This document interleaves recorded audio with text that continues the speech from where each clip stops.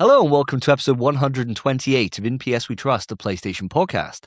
My name's Davey, and joined with me to my left is Phil, the fine wine himself. How you doing, mate? Hello, and we're back in person once again. Once again. So what does that mean? Means your internet's still not fixed. Correct. Sky exactly right. are still messing me about, mate. So unfortunately, I think we're going to be doing this for the long term. Fair enough. Well, there goes my quiet nights at home on my own, where I could do this just dressed from the top up, Winnie the Pooh in it. But those days are long gone. Spencer, welcome as well. How you doing, my mate? Good, mate. Good, lads. A pleasure again, as always, to be local. Shame can't jack off whilst recording anymore. But No. I mean, you could. Was this record? Oh, I definitely can. You can get away with it. You can get away with it. You can Winnie the Pooh out of this in that position, bro. You're fine. Yeah. Say less. All right, it's fine, boys. If Let's have a great show. You can live out your Enjoy voyeur fantasies as well yeah. at the same time. So it's like a double whammy. But audience, welcome to the first real episode of 2026. So today's episode is an absolute doozy. We got so much to go through today. What's in store, I hear you ask, through the radio? Well, we've got the normal run of the show in that we got an opening topic, opening question, which is actually an update on the Fantasy Game Critic, our final one for 2025 season. Then we're going to move it into what we've been playing, then go into the quick news, and we got so much news to talk about, from things like Marathon, the game which can't be mentioned, which we can say here, so Resident Evil, and loads of other little bits as well. And then we're going to move into a final topic of the show, which is going to be all around our most anticipated games for the year ahead for 2026. And we're going to do that in a shag, marry, kill order. So loads of content I got. I'm feeling it's going to be a long one. So let's rock straight into this, lads. First off, Fantasy Critic, right? Spence, you didn't take part. It was myself, Phil, and Lewis, Potato Chief, who did it for this last year. Do you want to give us an update on the scores, Phil, and kind of give us some thoughts on how you feel the season went for yourself personally? No, I think we should move straight on because no one wants to hear about the Fantasy Critic. We've had no listener mail about the Fantasy Critic. No one has been talking about it on Discord, and I've received absolutely zero clout on social media by posting anything related to the Fantasy Critic. So I think we should move on fast. We got a lot of news to get through, and of course that lovely topic right at the end. We do, but I think to the audience, we teased them for long enough. I think it's about time we finally let the cat out of the bag here. We've hinted at it so many times. You and me already know the result. This was over a long time ago. Yes. But give us about 6 months in. Give us the scores, my mate. Where did we all end up? Okay, fine. You've twisted my arm. Right. So the scores are. So last year, actually, let's start with the year before. I actually won the Fantasy Critic. You did, 2024? That's crazy. And as the winner, my reward, if you like, wasn't just to give out shots during one of our big quizzes. Yep. It was also that I got the first choice. You did indeed. And my first choice was a killer. It was for a little bit of time. It was GTA 6. Yeah. So until that got announced that it was delayed, I looked in a very strong position, didn't I? You did. Initially. You did. And we had some really competitive picks, the first sort of 10 that came through. I would have said your list was looking okay. I think Lewis's was a little bit stronger, if I have to be honest, out of the initial 10 that we had. But I thought I had a couple of sleepers in there that were going to surprise you again, because I stuck to my old tactic of choosing games that maybe aren't the ones that everyone looks to when they look at a top 10 of next year. These were the ones that are going to score high because of their previous Metacritic scores. And you know me, I'm clued up on the Metacritic scores. It's one of my big go-tos, isn't it? Your passions. When I talk about a game, One of my hobbies. I know most Metacritic scores, right? Yeah, Don't quiz me right now. Don't put me on the spot, boys. But, if you want a game, I probably can give you the Metacritic score. We'll talk about it later when I name a game, because I've got all my notes sorted pre-show, so I know all the Metacritic scores. So I thought I was in a pretty powerful position, but unfortunately it didn't pan out that way. For anyone who has been listening to the podcast over the last year, you will know that I shit the bed big time. And unfortunately, I kept shitting. I couldn't stop shitting. You had throughout the whole year. Explosive diarrhea, basically. Yeah. Leaky arse. Leaky arse. IBS, syndrome. yeah. Leaky arse. So we got so far, and I thought I needed to do something. I made some changes, and unfortunately, those changes didn't even score as well as the ones that I swapped out. No. I tried to bring in games such as Rematch, which I thought was going to be a solid game. Come from the seafood developers. Look really interested. Football game, a little bit like what's the car game? The competitive Rocket League. Looked like Rocket League. Yep. And apparently, like users loved it, but reviewers hated it. It bombed out with the Metacritic. I think it was 74, and it scored me a massive 4 points. So there was a couple of games that really did let me down there. So unfortunately, and I've had to say it the long way round, I came last. Yeah. Yeah. So from first to last, I've done a full Sunnymore here. I've done a full Skrillex. I've gone from first to last, dead last as well. I lost by a considerable margin. You did, yeah. It's bad, yeah. I'm glad you're being honest about it, because what did you end up on? 142. 142. 142. So Lewis came in next at a whopping, what was it, 157? Did he end up? We're just checking 157, yeah. 157. The thing with Lewis, and I'm speaking on behalf of him at the moment, but the thing about it is they were all good picks, but nothing great. I think is how I would say it. There's not really too many stinkers in there. You got a 79, you got an 81, you got an 80, but there's nothing in there that really peaks apart from Split Fiction. That's the only one, and that broached the 91s, right? So you had a 90s with Silksong, didn't you? Yeah, I had a few 90s actually, didn't I? One, two, one, Two. two. No, one. Song and No. no, you can't Unfortunately, I counterpicked. I did think Death Stranding got 90. got to 90. So, in the 90s as Good. such. So I did get two, right? Death Stranding on the beach scored me 20 points with 90. And then I got Hollow Knight Silksong, which you, for whatever reason, threw in the bin. So I picked that one right up and it scored me a massive 22 points. So they're my big scores. But the thing that really let me down, back to me again, isn't all about me, listeners. I counterpicked Split Fiction. So I got a minus 21 straight away. And that was one of Lewis's picks that did really well. But if you look at his list, what I was referring to earlier, he had Metro Prime 4. Yeah, we were all worried about it all year. Worried as I hell was. about that one. And then Doom the Dark Ages, which I rated as one of my favorite games of last year, that scored, 86 on Metacritic, did very, very well. And he had that straight off the rip.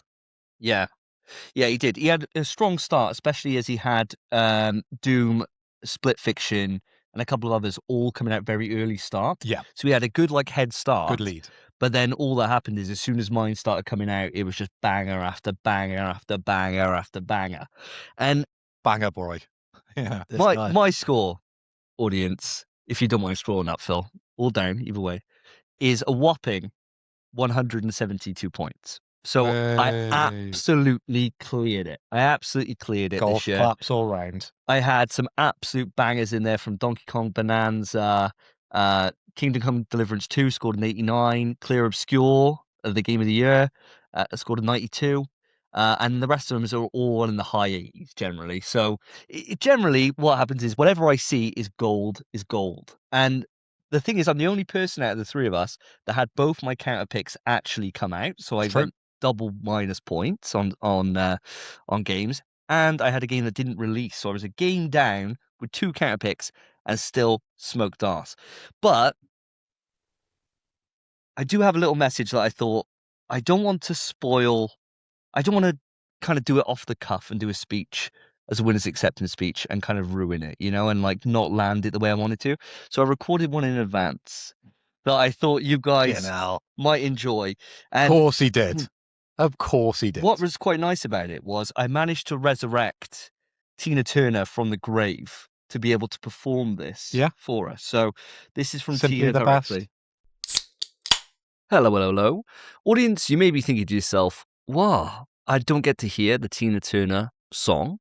Well, it's because the episode got hit by copyright. So it got actually blocked in every single territory imaginable. I think there's probably some place in the world you could hear it, but for even us in the UK, it's gone. So what does that mean? It means we're going to skip ahead and it's gone from the episode. So unfortunately, we did have to re-upload. Again, apologies for that.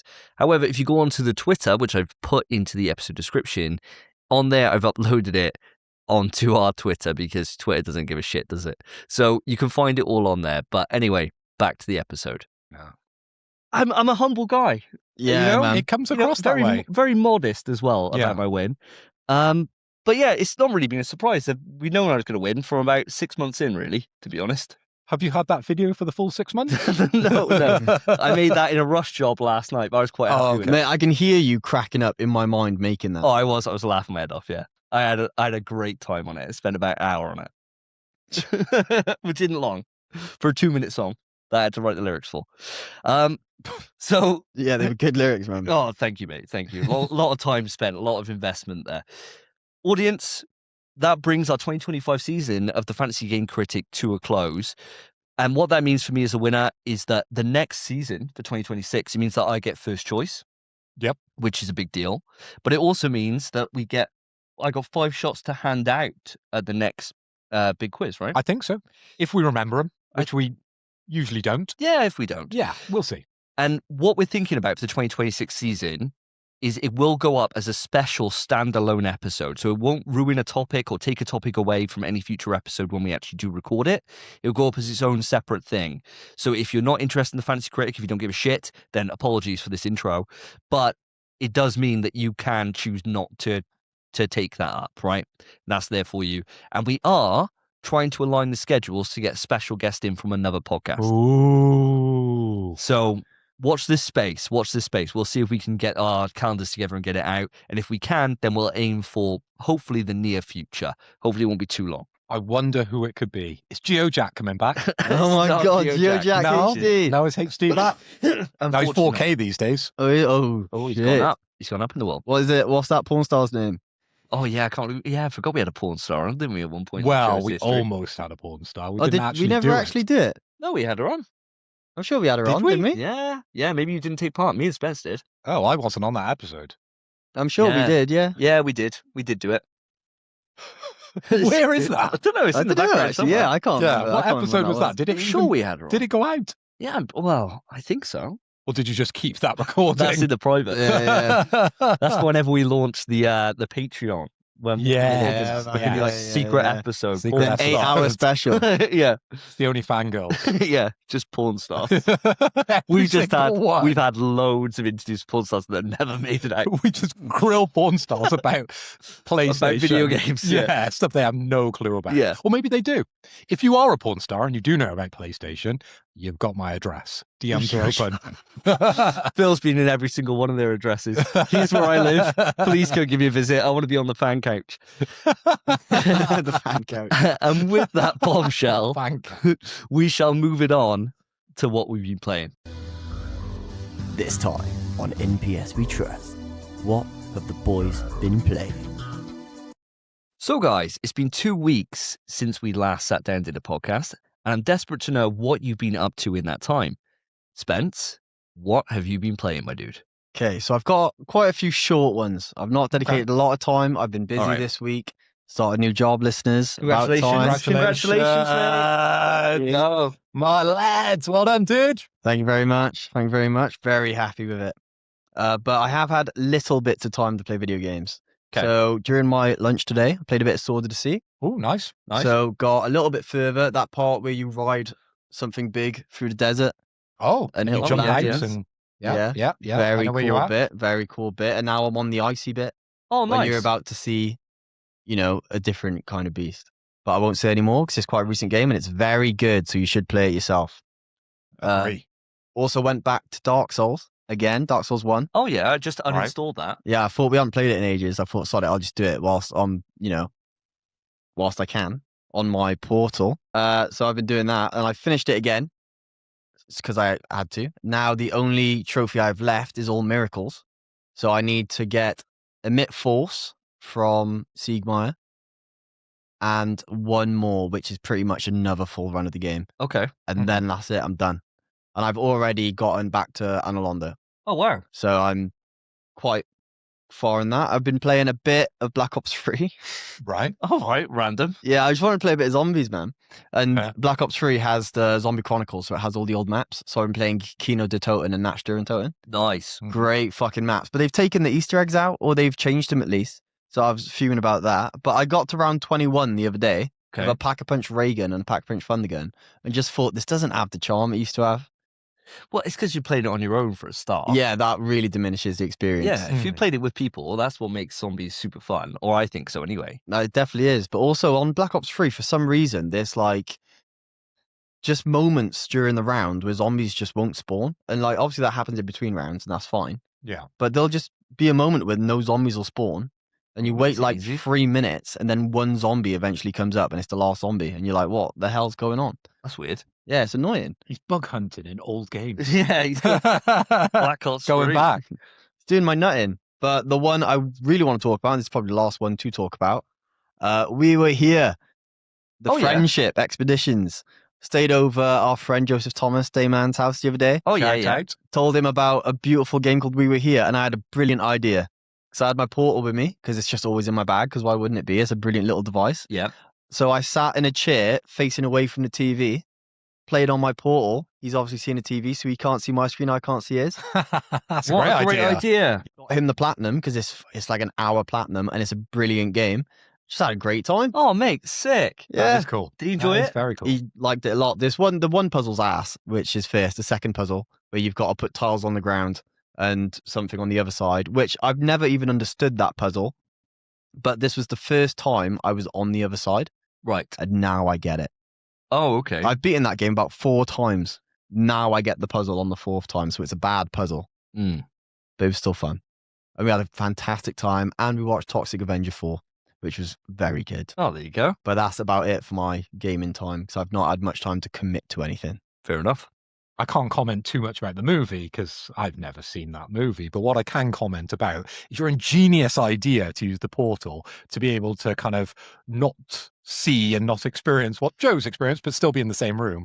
Because I go back to the days of multiplayer on a single screen where you would have to hold cardboard or, not, Yeah.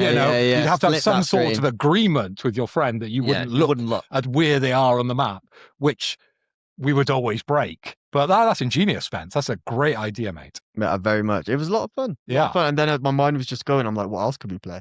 And on the premium service, We Were Here forever. So that's probably what we're going to do next. Nice. Nice. Dude, brilliant idea. Honestly, like I know Phil just said it, but it is an ingenious idea and I hadn't thought about it at all. Just hadn't thought about it. I've thought about using it in like co-op, but that's about it. Yeah. Like I never Yeah. thought about like using it in the same room as somebody, but I thought like, oh yeah, I could just put it on and for one of those ones where you're playing like a local multiplayer game. Yeah. And if you only had like one pad or something, then it's like, oh, I could use the portal as like a separate kind of input, for this.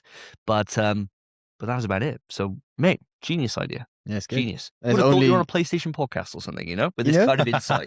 Well, it's online only co-op. So it's literally probably the best solution, really, to be Yeah. able to play in one room, unless you have 2 PS5s in a room. Yeah, and even then, it doesn't quite hit the same, does it? No.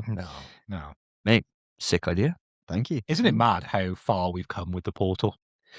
From the early days of me trying to champion it because I really want a PlayStation handheld and knowing it's a bit shit, to all the updates we've had, and now you getting really involved, and now you becoming like almost an evangelist Love it, mate. for the PlayStation I Portal. absolutely love it. And then, of course, Spencer, Santa blessed him once with a PlayStation Portal, and now he loves it too. Santa Yeah. Davey and Lovely. Santa Phil coming Yeah. in with. Shh, Oh, shh, it was Santa. he still believes. He still believes. Still sorry, believes sorry, in sorry, Santa. sorry. Some of our listeners are a little bit younger. Well, I tell you what. They're not. Look at They the shouldn't be. Santa. Blooming heck, You yeah. shouldn't be here. If you still believe in Santa, you're in the wrong show, right? Like, turn off now. It's only going to get worse from here. But no, mate, well done. I'm glad you're still so happy with the portal. Mm. We haven't really spoken about it because you mentioned on the last episode that you've got something and you've been playing a different way, but we Yeah, didn't really yeah. go into it. Obviously, we play the True. jingle now, which only happens when someone gets a portal. We need to get something made for when a portal's a better way to play. Yes. We need that. Yeah. And I'll get on the case for that next episode. Can't have 2 different musical interludes in one episode, can we? Christ. I'm sure we can. Yeah, you can. The last time we did, and we introduced a load of jingles in one show. Jingle called Fever. Jingle Fever. Jingle Fever. And that's Well, probably our most It is our popular most watched episode. episode. Yeah, for some Yeah. reason. Yeah. For some reason that just hit on people all like the jingle. the... It's crazy. Jingle, jingle. But no, mate, I'm really glad that you're enjoying it. And do you find now that you've got the portal that you've been able to go over to like your girlfriend's house, things like that? Are you getting more game time that you wouldn't have had otherwise, or is that reality not really hit yet? Mate, absolutely. I'm getting way more game time. We used to have this thing. We used to do TikTok time. We would just sit next to each other. I'd probably watch a YouTube video. She'd watch some TikToks, and that's it. We just, enjoy each other's company. Now I got a portal in my hands, man, and I'd be like, "Yo, babe, can we do this downstairs so the connection's a bit better, please?" And then because upstairs you can play games, but it's spotty. Right. And that's just the way it goes. But downstairs, connection's smooth as bloody butter. And Nice. the portal, I've had a few hiccups, I Okay. will say. Oh. Just a few. Okay. I had one hard crash where it just turned off. Oh, that's weird. I know. Never And I had that. I haven't had that. No. cacked myself. I was like, what the hell? I was just mid-game and it just reset. But hasn't happened since. Okay. And it turned straight Okay. back on.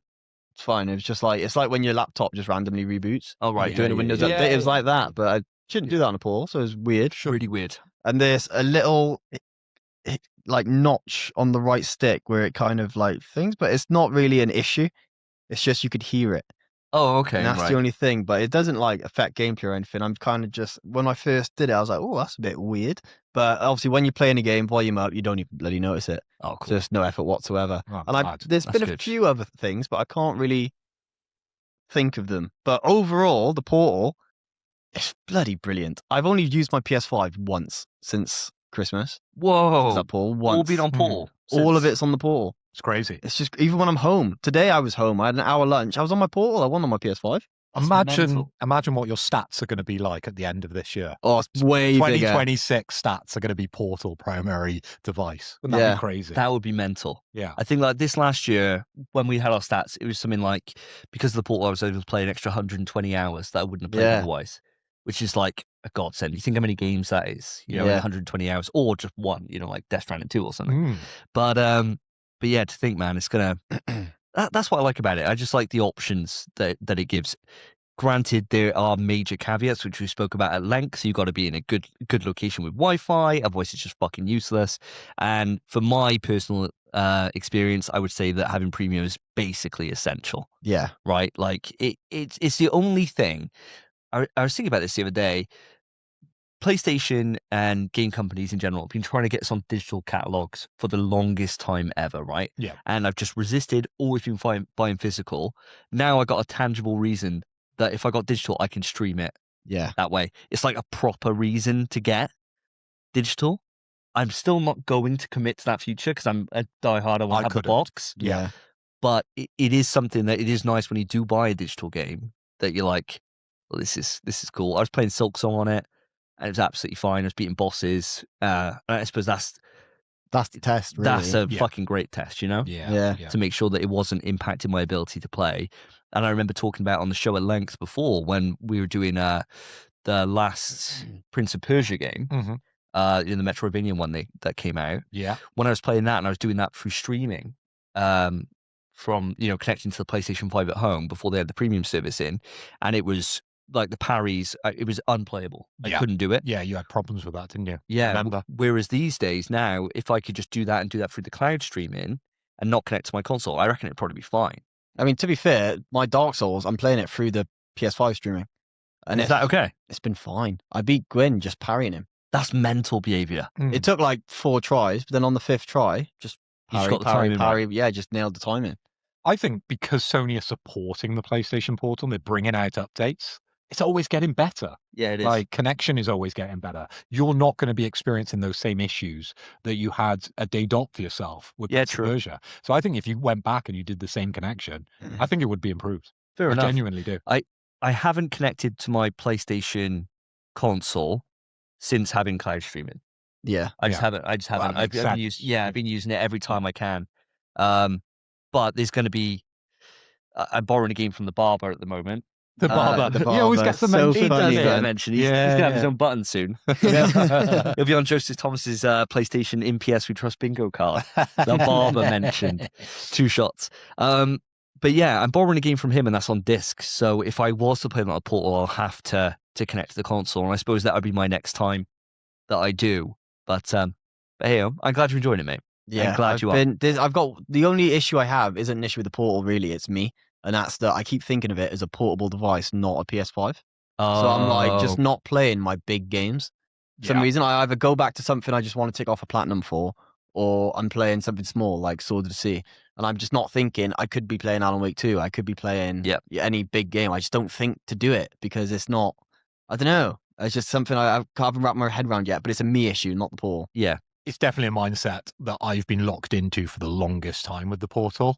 But as I'll introduce when I talk about what I've been playing my main game on the Portal primarily. Oh, look at this. Also, Well, I think it's a perfect time to transition over, I think, mate. So what have you been playing? What is this game? what is this game? I wonder. I wonder what it could be. What is my main game? So the games that I have been playing, I've been playing both of them exclusively on Portal Oh, wow. Okay. over the last 2 weeks because I haven't switched on my PlayStation to play any games because I just haven't had time. So Joe Thomas can tick off time. Another one on the bingo. On the bingo list. Yes, we mention this every week, every podcast. Bill hasn't got enough time, so cross that one off, listeners. So I've been playing Death Stranding 2 on my Portal. Okay. And it's Fine. seamless. It's perfect. Great. Yeah. Sitting in the living room, right by my PlayStation Pro, looking at it, dreaming. I even got the DualSense Edge for Christmas as well. Oh, nice. Yeah. So I've literally got the best of the best when it comes to PlayStation. Yeah. I've got a surround sound system. I've got a really high-end TV. But no, I'm playing Death Stranding 2 now to try and get the final couple of trophies for the Platinum on my PlayStation Portal. And it's brilliant. I've just been doing a couple of delivery missions just to finish off a couple of the last preppers. Nice. I guess when I tried it, when I played quite extensively, I put probably half and half time, I reckon, Really? on Yeah. Death Stranding 2 on the PlayStation. And no, probably not actually. 75-25, I Sure. reckon. Yeah. Probably that split between the Portal and the PlayStation. And it was fine. It's great. Yeah, I mean, it's not exactly one of those high intense action games, is it either? So there's no No. real concern that anything's going to happen. And I do think, and this isn't just a PS Portal wank-off show, but I do think like I that wouldn't little mind if it was. screen, that little screen is just fucking gorgeous. Beautiful, Like, it mate, makes yeah. things pop, even Mm. though it's 1080. Yeah. It just pops, and because it's so small, for me, I don't lose anything by switching from that to the TV, really, because it's right there in front of your face. The only thing I do lose, and I mentioned it on the last podcast, is the sound quality. Yes, yeah, I think just turning it up on the Portal, you lose quite a lot. you do. Now, a game like Death Stranding, a lot of what you're doing and the interactions, they're elevated by the work that Kojima has put in. Yeah. And we put out a short all about the music and us jacking off about how great the music is in Death Stranding and all those little beeps and clicks and ticks that happen in the background on your controller. You miss out on all those. You do. So I really am jealous of you because you've got the in-ear pods for the Buds. PlayStation. Oh yeah, the Yes. Pulse. So I've been looking at those Pulse as a possible upgrade for my Portal for when I'm on the couch. It's great, mate. They're really good, to be fair. They're comfortable. I use them in the gym all the time. They're my in-ear buds. You know, when I'm at home, I've got headphones that I can just connect up. It wouldn't be a problem. But they're in-ear buds when you're going away. Like I'm going to London tomorrow, debating whether or not I pack my Portal for the hotel for the Mm. evening or not. Thinking I'll probably just hit the gym. Sure. But if I don't, Portal is, and then the earbuds just come in absolute clutch. So I'd recommend them. They're good. I have got a couple of options when it comes to earphones. So for work, I do use the Apple AirPods Pros, Okay. and I use those primarily as my in-ear headphones. So I wouldn't be repping PlayStation 24/7 like you. I wouldn't have the PlayStation T-shirt on, the PlayStation headphones on. The headband. Yeah, the headband, Headband. the sock, the, Yeah, backpack. the watch that references it in a very subtle Resident Evil way. Yeah. Those right? shoes that came out a little while the ago. shoes. I wouldn't have all those ticked off, when I'm on a works trip. But what I would do if I managed to acquire some of these earbuds, I think I would just exclusively use it for the Portal. I've been looking on eBay. They do sell for around 60 to 80 Oh, it's cheap as really? on shit. eBay. That's so Yeah. cheap. Well, Yeah, good. yeah, I've seen a couple go between that price mark. Wow. So I'm like, why wouldn't I? Because of the amount of nothing. time that I'm spending on the Portal. And I really think I'm missing out, just like I mentioned on the last show, with Sword of the Sea. Yeah, You know, I'm missing out on the audio quality there. Because I've got it on low or I haven't got it on at all. I'm missing out on quite a lot of the game. Yeah. Oh, mate, why not? Yeah. Yeah, why not? 60 quid. Fucking they're like nothing, isn't it? £200 earbuds, mate. I might Yeah. fucking pick Yes, some up. Have a Yeah. look. Get on eBay. My God. Yeah, they're selling cheap. They're great for VR. I think Yeah, I bet. Yeah. I think it's the pretty good. Christmas effect, though. Yeah. A lot of people probably would have got those for Christmas, and a couple of the descriptions that I've read is like, use these once, I've got Apple AirPods. Yeah. You know, Unwanted yeah. gift. Because Yeah, most yeah. people have Apple AirPods, right? Yeah, Most yeah. of us that live, on the Apple side of the world, we have AirPods because they're great, right? Yeah, And they work with everything Except the, outside the portal, Yeah, really. yeah. that's Because my issue. PlayStation have their AirPods. own. Yeah. They have their own. You can get like a little Bluetooth receiver that I've seen a lot of people use, but it's just a bit of Faff. It's I ain't faff. faffing. bit of fat. I got AirPods, Yeah. but I don't want to use them on the portal. No. They work so seamless with the portal. You got the little connect button on top. You press connect button on the earbuds, and you're good to go. I love how integrated that is. So good. Fucks me off about PlayStation needing a bloody dongle. Yeah. Yeah. So annoying. Can't that just be a software upgrade Surely they will. at some point? PS6, baby. PS6 will just have it integrated if it Surely. needs some hardware. Yeah, right? yeah. It will. But that is a problem for me. That is the It's one annoying. thing I hate about all that technology. Yeah. Yeah. It is annoying for the actual and to be fair, with my Odyssey headset, that's got a little dongle that plugs into the PlayStation, and then I'd have to unplug it and put it into the PC for that to work. I don't know why. Just does. There must be some benefit to it from a technology point of view. Maybe reduce latency or something. It's latency. it Yeah, is, it's gonna be because latency, You yeah. wouldn't use Bluetooth because Bluetooth just has horrible latency with things like that. Right. And the audio quality that you're getting from PlayStation these days, it's got to be at the higher end. Yeah, it's good. So it is related to that. So I understand why you need it. I just hate that that's a thing yeah, Yeah. because all this technology came out later than our PS5s. yeah. I get you. PS6 solved the problem. PS6. It would solve the problem. Eat praise. Or maybe it should have just been included with the Pro. Well, yeah, it would be Oh, nice to yeah. include the fucking disk drive, mate. But you didn't get that either. I Or did a have stand. I did Yeah, have- or a I- stand. Yes, I had to Fuck pay extra me. for the bloody disk drive, didn't I? Yeah. Anyway, we're moaning now. Moving on. What else have I been playing on my portal? Well, I've been inspired by Spencer. Oh yeah. I've been playing a game that fell off your list midway Oh. through Yeah? our top 5 of last year, and that's not a good rating, really. No, But it is no. a game Number that's 6. been on my PlayStation for quite a while, and I can't remember out of 10. What did you rate it? Oh. You rated it something like a 5 out of 10 or a 6 out of 10. Yeah, it was one of the two. It was pretty low, pretty damning review. But I don't think this game's all that bad. No, I don't think it is all that bad. I think Yeah. it could be better. That's Yeah. the issue. The game in question they're talking about, listeners, for those who don't follow, is Skate Story. It is You didn't Skate mention Story. it. Sorry, Yeah. excuse me. Yes, I've been playing Skate Story. This is a free game that you can just download. And I've been playing it, as I said, exclusively on the portal, and I've been really enjoying it. Do I think it's a PS5 game? No, I do not. Right. It is a PS3 game at best. Oh, wow, that Like, low. I don't think graphics are that great, right? And you know what I'm talking about. And one of your main gripes was the controls. Got to agree on that aspect as well. But I just like how fucking weird this game is. That's what I like You about know, it as well. Yeah. You're a crystal skater trying to eat moons. And as you eat moons, you go either deeper or further into the world, and you get a new park to skate. And within the park you skate, there's different objectives that give you challenges. And it's just fun as hell. It is, yeah. I it is. can't stop playing it. It's really good. It's really fun. I've been on it so much, I've got a gripe with the portal. Oh, wow. Oh, wow. Go on. I think it's too heavy, man. What? You're I- becoming too much of a puss on this I've diet. been Bryce. Portal's light as hell. I've been playing it for so long, and the inputs that you have to put in, and maybe it's a Skate Story problem rather than a weight problem, they're quite intense to be able to get a full kind of combo going yeah. within Skate Story. And it's not the Right. most natural, as you alluded to in the last podcast. So my hand after playing Skate Story, I was like, fucking hell, it's as if, the missus has been away for a week. Like my hand was aching, man. I was going to say, the problem with this, I reckon, is more so the fact that because you've been trying for a kid, you haven't been wanking as much. So your Maybe. wanking strength Out- is gone. Gone. You know? out of practice. Maybe Yeah, I'll it is. tell you exactly what it is because I've had this exact issue with Skate Story. It's nothing to do with the weight. It's the position your hand has to constantly be in for the Maybe thing. it's that. It Maybe is that because Yeah. I've had the exact issue. Yeah. And I thought, when I initially thought it was a portal problem because I thought, well, why are my hands aching whilst I'm playing? But I think it is just a Skate Story thing. Possibly. So I'm playing other yeah. games and it's fine.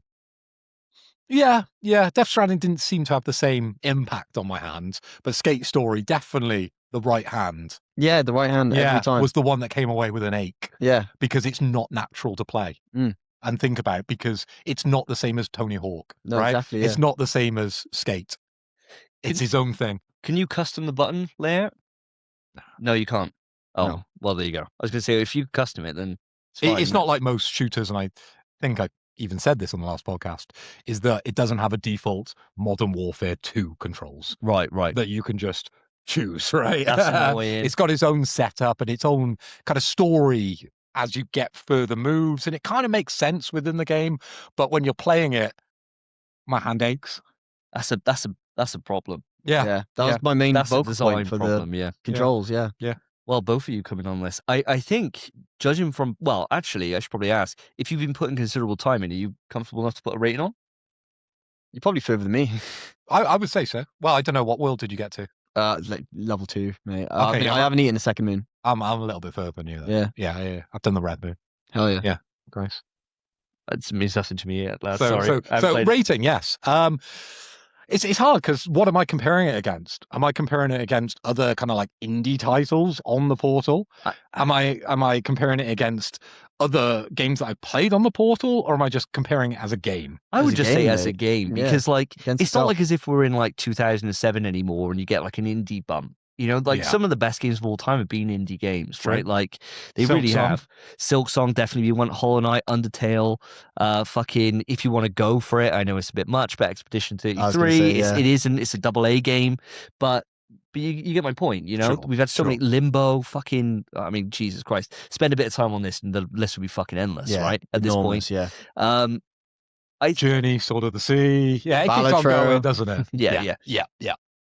I don't think it rates on the same as most of those games we've talked about, Okay. because Any of they them. are the higher echelon of games, aren't they? Yeah. Indie or non-indie. But I think I'm going to be quite similar to Spence, but I'm going to bump it up one mark because I like it. And I'm enjoying it, and I'm going to go back to it. And I want to eat some more moons. I'm hungry for moons. You got moons on the brain. Yeah. So what's this? A 6 out of 10 then? No, well, did you go 5? I 6? think I might have generously gave it a 6. Okay. But If it's a 6, I'm going. It is a 7. It's a straight 7 out of 10 game. It is. I think it is. But it's an enjoyable 7 out of 10 game. yeah, you enjoy it, but you know it's flawed. I know it's flawed in quite a few Yeah. ways. I I get think you. there might be a difference in how we're playing it though, because you're probably not going for trophies. I've been getting a fair few. I'll have to be honest. Have you been like trying to farm points to get the decks and everything? Not far. Because I've had to just go around the skate parks and just farm currency. Yeah. Which is I've been just- jumping over certain things and Oh. pulling certain moves off in certain areas to get more currency. Yeah, I've been doing a bit of that, but I am actively been looking for that. I've been more doing that as I've been performing tricks as I'm approaching new objectives within the skate park. Yeah, I've had to just roam around and bin off the objectives for trophies, and that's mate. I might just not play the game. Fair enough. I think this is one for me I'm going to pass on, I think. It's not a glowing review, is it? It's not. At It's any not. level. It's really Other not. than it's just very enjoyable. Yeah. I mean, and ultimately, that's what you want from a video game. It is right? enjoyable, it is. It's for it to be And it's enjoyable. weird. It's weird. It's which kind weird of as hell. intrigues you. It like keeps you in. There's a weird frog in it that gives you milk.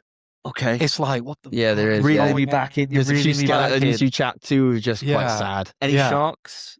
Not so No, far. but you are fighting a devil. Hmm. There is a devil at the end, apparently. Okay. Mm. Yeah. I mean, maybe. Yeah, it's weird. I'm probably a not glass gonna. skater. Every time you fall over, you shatter glass. That's cool. It's quite satisfying. Yeah. That. That's quite cool. I think I'll leave it. I think I got too much that I could play. You know, I haven't played Silent Hill 2 yet. So Yeah, I'm not true, going to true, start true, this, you know? true. Well, saddling it over to me then, I got a few things to talk about. I'll try not to stay too long on any particular one. I'll start off with Silk Song first, because I spoke about it at length last episode, as it came in as my number 3 game of the year. I think, in hindsight, and I'd be to in and fro in, if I could have a joint 2, I would. Really? I don't know if we've Oh. never done that. I thought Yeah. that would happen to you. I think I would put it on the same level as Yote. I think for me, Mhm. like I think it's a solid like 9.5 Christ. out of 10. It's fucking incredible. In terms of my progress with it, I've done everything. So I completed the game 100%, beat every single enemy, completed the Hunter's Journal. Everything's done, seen every ending. 53 hours that was to be able Nice. to do that. Yeah. It's pretty good. Which is pretty Congrats. respectable on a first run Mhm. through. I loved it. I think it's better than Hollow Knight. I think it's just better than Hollow Knight in every way. I think the story's better. I really vibe with it. And hopefully I won't have to wait too long for the DLC. They've already announced the DLC. They said it's coming out this year. We'll wait and see. I can't fucking wait. And I'm in a quandary of, do I go for the platy for this, right? I'm on 149 platinums. Do I go for the platy? And that involves going for a 5-hour speed run of the game, which doesn't seem too bad in looking at different guides and stuff. Yeah. And then a 30-hour 100%, which apparently is easier than the 5-hour. It doesn't sound it. It'll be more time lenient, but it'll be hard. The problem is, do I want to spend another 30 hours max in this game? Say I do it in 20, right? Which I reckon I could probably do it in 20. Do I want to spend another 20 hours here where I could be playing something else I haven't played? And that's the hard thing, because I do want to tick off some games before we get into the start of the year with Resident Evil, right? Yeah, Like, that's the big one. Yeah, I've got nothing until the end of February that I want to play, really. It's like, in one hand, it's a perfect time because I can just play it and just and spend the time with it and then put it down and be like, I'm done. What a great platinum. Like, I'll be so proud of myself. But on the other end, that 30 hours, I could probably play Black Myth Wukong and give it back to the barber. Or I could play Silent Hill 2, you know? Yeah. But another one on on the list. Yeah. That's my quandary. But I think after discussing with you boys off the podcast, I think I made up my mind. I'm going for it. I was You're going to going for say, it, I think good. the important question is, would you regret not doing it? I would. I think Exactly. it would be one of the. It's sitting at 94%. Yeah, trophy man. completion, you know? Yeah. Every time you check your trophy list, you'd be like, ah. What stings? He'd hide it, I think. Yeah. Yeah, hide the game. It stings. He's that guy, me isn't he? Yeah. every time I look at the Hollow Knight Platinum and I'm at 91%, and I just got the Pantheon to do the last Pantheon, and I haven't done it, and that stings every time I look at it. And it's been so long away from it now that going back into that would be a fucking nightmare. In fact, I tried it not long ago when you were over, Spence. When we were playing chess. I tried it and I couldn't even remember how to do Hollow Knight specials and stuff, right? Like all the knowledge was gone. So that would be a fucking nightmare if I ever go back. Whereas Silksong's so fresh, this run will be like butter. If you don't do it now, you're not doing it. Exactly. That's the thing. Yeah. Exactly. I'm really interested to know if that rating drops or possibly improves after that extra 20 to 30 hours Yeah. to get that platinum. Now, I know that rating possibly could have some recency bias as well. Definitely. So I think this is something that would be interesting to then again review in a couple of months when you look back on it after you've either got the platinum or you've got so frustrated you're just like, do you know what? Bin it off. That YouTube video ain't helping me.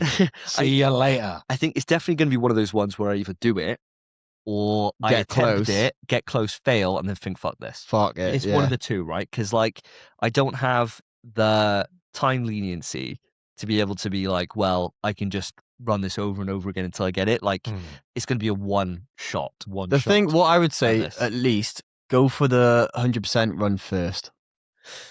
Yeah. Because the 5-hour one, if you mess that up, you could do that again. Yeah. That's not that bad. The 30-hour one, if you mess that up, sack it off. Yeah. Most people are saying they did the 5-hour run in 2 hours. Yeah, oh, mate. So apparently there's quite a bit of lenience in there.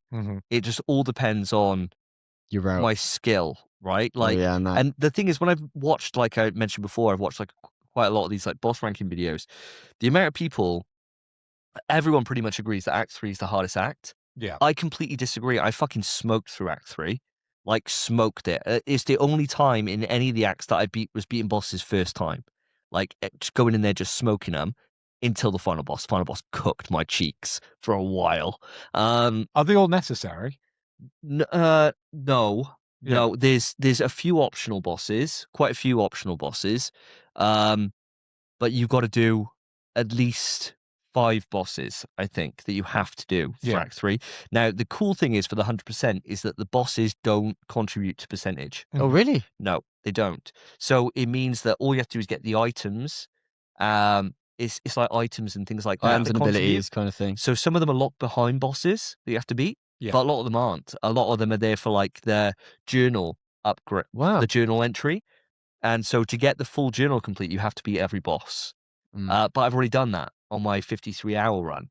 So I don't have to do that again for my 100%. Class. So I'm in a position where I can just go for a proper route and and do it. So Mate, do it, man. yeah, You've I convinced am. yourself. I am. Yeah, I'm you doing it. convinced yourself days ago. I'm doing it. 20 He hours just had in. nothing else to talk about, did Yeah. he? Well, I got two other games to talk about. Oh, he No, does. he does. I do. Sorry. So the first one is a game that Spence, you were putting me on since the year it came out, right? Which is It Takes Two. Hell yeah, great game. So you've been on to me. You gave it the Game of the Year its year of release, and it won the Game of the Year at the Game Awards on its year of release as well.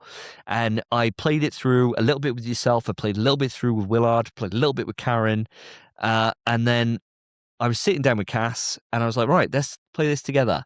Me and Cassian played through the entire game together, and we have both earned the platinum trophy. Right. Hell yeah. Ooh, that's a platinum. So it's Cassian's first ever platinum. He's never been interested in Well, half a platinum. No, he earned his own on his profile. Oh, okay. I earned one on mine. Damn, we can't even get him for that. I know, yeah. Actually not, mate. So we both individually Damn earned our shame. platinums, and it's one of those things now that is spurred Cass on to now be like he's going to play Astro on his profile. Yeah, He yeah. plays it on mine. Good So I've idea. got like 400 hours in Astro apparently, but it's just Cass. So he's like he's going to go and get the platinum on his. He's like, I want the platinum on that. I want the platinum on Astrobot. He could do it on my account if he wants. So he's starting him off early on the trophy grind, which Okay. is maybe a blessing and a curse. I'm not sure. He'll be ahead of me soon. He probably will. He will. He will. But it was really, really fucking good. Do you know what? You were completely right. It was such a great experience, and I think playing it through with my son helped quite a lot. You know, and being able to see him get better quite quickly at the game was like awesome. You know, at the Yeah. start it was like, Cash, you can't read, you're not reading the level design right. Like you got to go over here. This is where it wants you to go, kind of thing. But with that inquisitive mind of a child, where they're like, I want to just explore random things, he popped so many trophies for us Yeah. that I would have had to have Just looked by at a guide wandering, yeah. just by him being like, I'm getting up there. And I'm like, why? The main path's here. And he's like, I ain't got there. And he went up this pillow fort, found this little antenna, tuned into all the frequencies, and got a trophy. And I was like, what the hell? Like, I didn't know that was there. And all these things were just scattered around the entire game. The mini games are fantastic. And the story was proper heartwarming. I loved it. I absolutely loved It's it. really beautiful, man. I fully get why you get there. You gave it like a 10. Yeah. I wouldn't go that high. I'd probably go for a 9. But I thoroughly enjoyed my time with it. Thought it was fantastic. Great game. Inverse of that, I'm playing through Split Fiction with Cass now. Oh. We're halfway through the game. Yeah. At this point. I teased this on the last episode when we talked about Game of the Year rankings. Won't get anywhere fucking close at the moment. To me, it's a major step down from It Takes Two. And I'm trying to pinpoint why that is. And the story is pretty good. The basic premise of it is that you've got this company called Radar, something like that, publishing, doesn't Mhm. matter. And all they're doing is they're inviting writers in, Yeah. and they put them into a machine that lets them live their stories that they've written. And what's happening in the background, quite sinister, or it seems sinister at the moment, don't know if it's actually the case, is that they actually just siphon all the ideas out and keep them. Oh. So it means that they Oh. can then publish these things without having to potentially pay the writers or whatever, or be able to market these stories out to people as like experiences, and the writers probably don't even know that it's happened, for like even like stories that are part finished or not done. It's just like all their ideas are kind of taken. Wouldn't that be mad if we found that out about our podcast? Be We wild. listened to another PlayStation podcast. and they just nicking the entire and they're like, Yeah. hey, Davey. Yeah, they found the transcript Yeah. exactly. They Yeah, yeah, AI'd yeah. our faces onto Yeah. this. That would be And they've wild. got one that's never got enough time to finish his game. But they did manage to release the porn star episode though. yeah, yeah. Yeah, you know, yeah, they yeah. got The it out alternate there. timeline. yeah they got it out there somehow.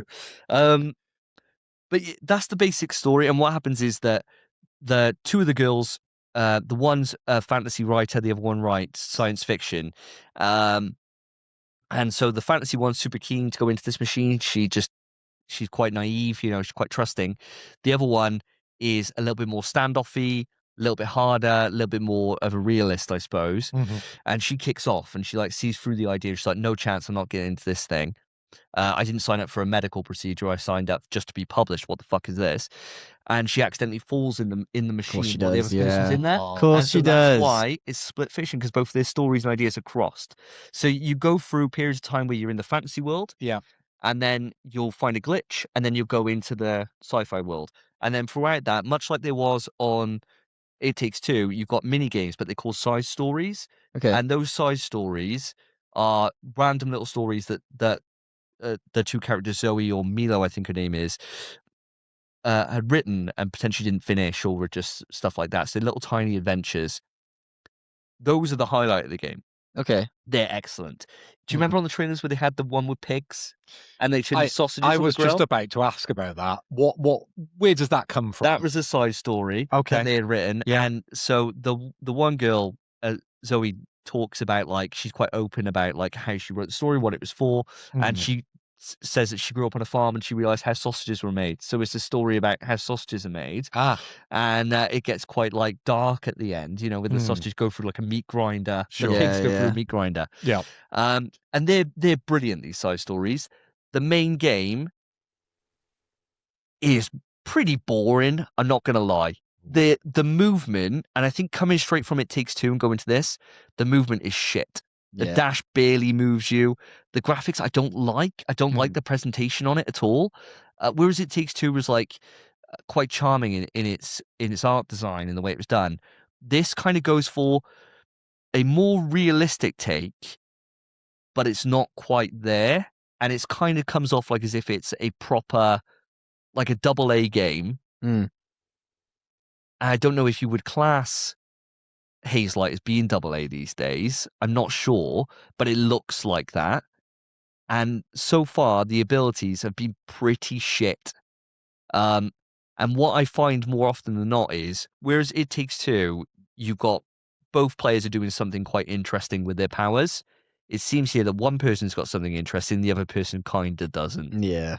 And that's Yeah. the shame with it. Like, the one ability with this massive level that we went through in this world, and we're both shapeshifters. The one person could transform into a fairy or an ent, and the other person transforms into a fish or a monkey. The fish and monkey, much better than the fairy. I think that would have been obvious. And the ent literally does nothing. Like, it just goes up to things and presses R2, and it Breaks things. and it either just like grows something or something like that. That's it. Whereas at least the monkey, you're doing platforming. The fish, you're going through like the water and moving around. It seems like that's happening all the time. Yeah. The moments that the side stories hit, I find real enjoyment in it, and it's fun playing it through with my son, who seems to be enjoying it. But it's a mega step down. I don't know how it scored the 91. I think there is something here. I think of, like the Nintendo bump. Yeah. I think this is like a Game of the Year bump. That this Could is be. that Hazelight have just had, like, oh, what a great thing. Because unless the latter half of the game is significantly better, this is a classic 8 out of 10. That's the one thing I'm waiting for, because you were harsh on It Takes Two for a long time. Yes. And it's taken you beating the game to find out it's brilliant. Yes. I'm sure Split Fiction probably is a step down, because It Takes Two is so bloody good. But I'll wait till you finish the game, Fair. because I think it could improve. It could do. It could well do. And so far, the characters, their relationship's starting to improve against each other. They're both very they're total opposites in terms of their personalities. So they clash a lot. Yeah. And so that makes it quite hard to be able to kind of find enjoyment, much like with It Takes Two at the start. Yeah, the start, yeah. Where they hate each other. And then as they gradually come together, the game just gets better, right? Maybe that will do something as well by the end. At the moment, I'm pretty certain it's a step down. Yeah. Yeah, I'm pretty certain. And I think it kind of shows in the fact that it didn't really win anything outside of one award. No one talks about it. Yeah. Yeah. Whereas It Takes Two seemed like a big cultural kind of moment. This didn't really seem to have the same splash. So I think there's some stuff there, but I'll keep you updated, listeners. I just wish the other critics were as damning as you are on this game, because that bit me in the bum. I saw that game and I didn't like the graphics. There was something about it that really put me off that game when I saw the trailer for it. Having never played It Takes Two, I didn't really understand the pedigree here, right? Yeah. And maybe you're right with them getting a bit of bump, because that game was received very, very well. Yeah. But I thought this game was going to be panned by people. Yeah, it just didn't, did it? No. Which is quite surprising. But it didn't get anything from people. No. Just from critics. They seem to love it. I think there could be something there. As you said, Spence, it took me a long time to warm to It Takes Two. So maybe I'm going to see the rest of it through anyway. Me and Cassie are having fun. We're enjoying our time with it. But right now, it does feel like a noticeable downgrade. Yeah, that's okay though. That doesn't mean it's terrible, you know. No, certainly not. It's certainly not terrible. It's not terrible in any reality. It's a solid 8 out of 10 as a minimum, which is good. Yeah, it's fine. We might see a U-turn. You never know. Stranger things have happened, mate. Yeah. I love the Portal. So that's the biggest U-turn of all. But audience, with that, we shall move it on to quick news. Quick news. Quickety quick news. Welcome listeners, welcome viewers to a part of the show that I like to call, or we like to call, quick news. And we do it a little bit differently here on NPS We Trust to all those other PlayStation podcasts. If you listen to other PlayStation podcasts, and I know you do, because you don't always listen to us, do you? I see the ratings going up and down. I see the listener count going up and down each week. We need consistency from you guys, so lock in. But to convince you to stay on NPS We Trust, we like to mix things up here, don't we, on the quick news? And we like to have a stipulation. We have to come up with some sort of quote, some sort of video game reference that each of us has to guess. And then at the end, we award some sort of points to them, and then shots. Yeah. It all leads to shots somewhere on our podcast. We get it together. We just have to guess. Whoever guesses the right amount, who guesses the most, wins. Whoever doesn't get any, or it's just everyone guesses them and they're a shit, that's shots. It's difficult to explain, isn't it? Yeah, it is. Yeah. It's a very simple concept, but when you need to say it in a very succinct way, and to get it across to our listeners, because some of you haven't listened before, this is their first time listening to our podcast, and we're trying to convince you to stay, very difficult. You'll figure it out. Yeah, you'll figure it out. We do. Yeah, We yeah. figure it out every time we do it. There's always a little conversation at the end, like, wait, what? But we do. Yeah, we get there. We get there. Yeah. And to take you there, I'm going to pass it over to Spence to give me your video game quote or reference, and then your quick news, please. Very well, my friends. It's going to be a nice little easy one for you Okay. that I haven't Googled. Endure and survive. Quick news. Very easy one. So, lads, listeners, for the first bit of news, as always, it is the PlayStation Plus game catalog lineup this time for January 2026. And the games that are featured are as follows. We have the game that can't be mentioned, Village, for the PS5, PS4.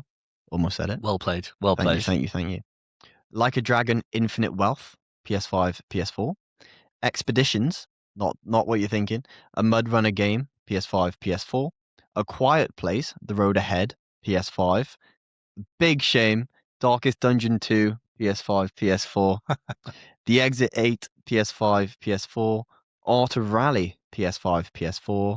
And A Little to the Left, PS5, PS4. But that's not it. If you have Premium, you also get Ridge Racer, the original Ridge Racer for the PS5 What and a PS4. game. What a game. What a game. And that is it. So what do you boys think of this list? There is one on there that I am so upset to see. But Phil, I'll let you talk about that. Well, I think you already know which one on that list. Yeah. I'm gutted about not having the level of subscription to achieve, but I do have the original disc, so I could play it on the retro console or the original console, but I won't. I'll just leave it on my shelf looking pretty as it does. But of course, I'm talking about Ridge Racer. Absolutely loved that game back in the day. I'm not a big racing guy, I'll have to admit. I don't play a lot of racing games. I haven't played the new Gran Turismo. Haven't been bothered. I know you guys love it, but I haven't spent the time on that one. But back in the day, used to play a lot of racing games, and Ridge Racer was my jam. It's just class, Ridge Racer. Yeah. Absolutely class. And it's always been class Yeah. as well. Like, there hasn't been a Ridge Racer in fucking forever. What is Namco doing? Years, Yeah. mate, years. I never played the original one, but the one on the PSP My God, did I sink hours into that? The PS3 one that I had with my PS3 was a fucking goat of a game. Yeah. Like, so much fun, just drifting round corners at stupid speeds. Yeah. Just exactly, it knows what it is.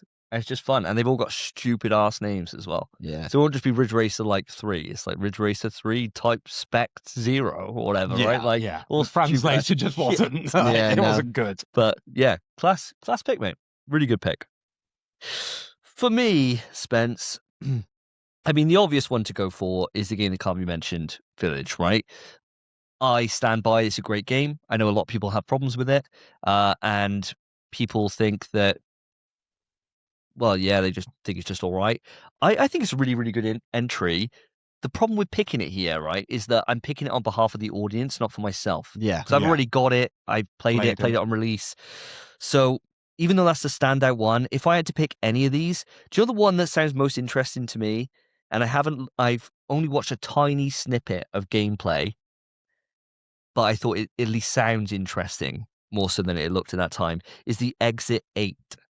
And that is because, as it says here, it's a short walking simulator inspired by Japanese underground passageways, liminal spaces, and backrooms. So kind of like pools, in that kind of way. Oh, right. Yeah, I know the game you're And referencing. It says you are trapped in an endless underground passageway. Observe your surroundings. Look to reach the exit 8.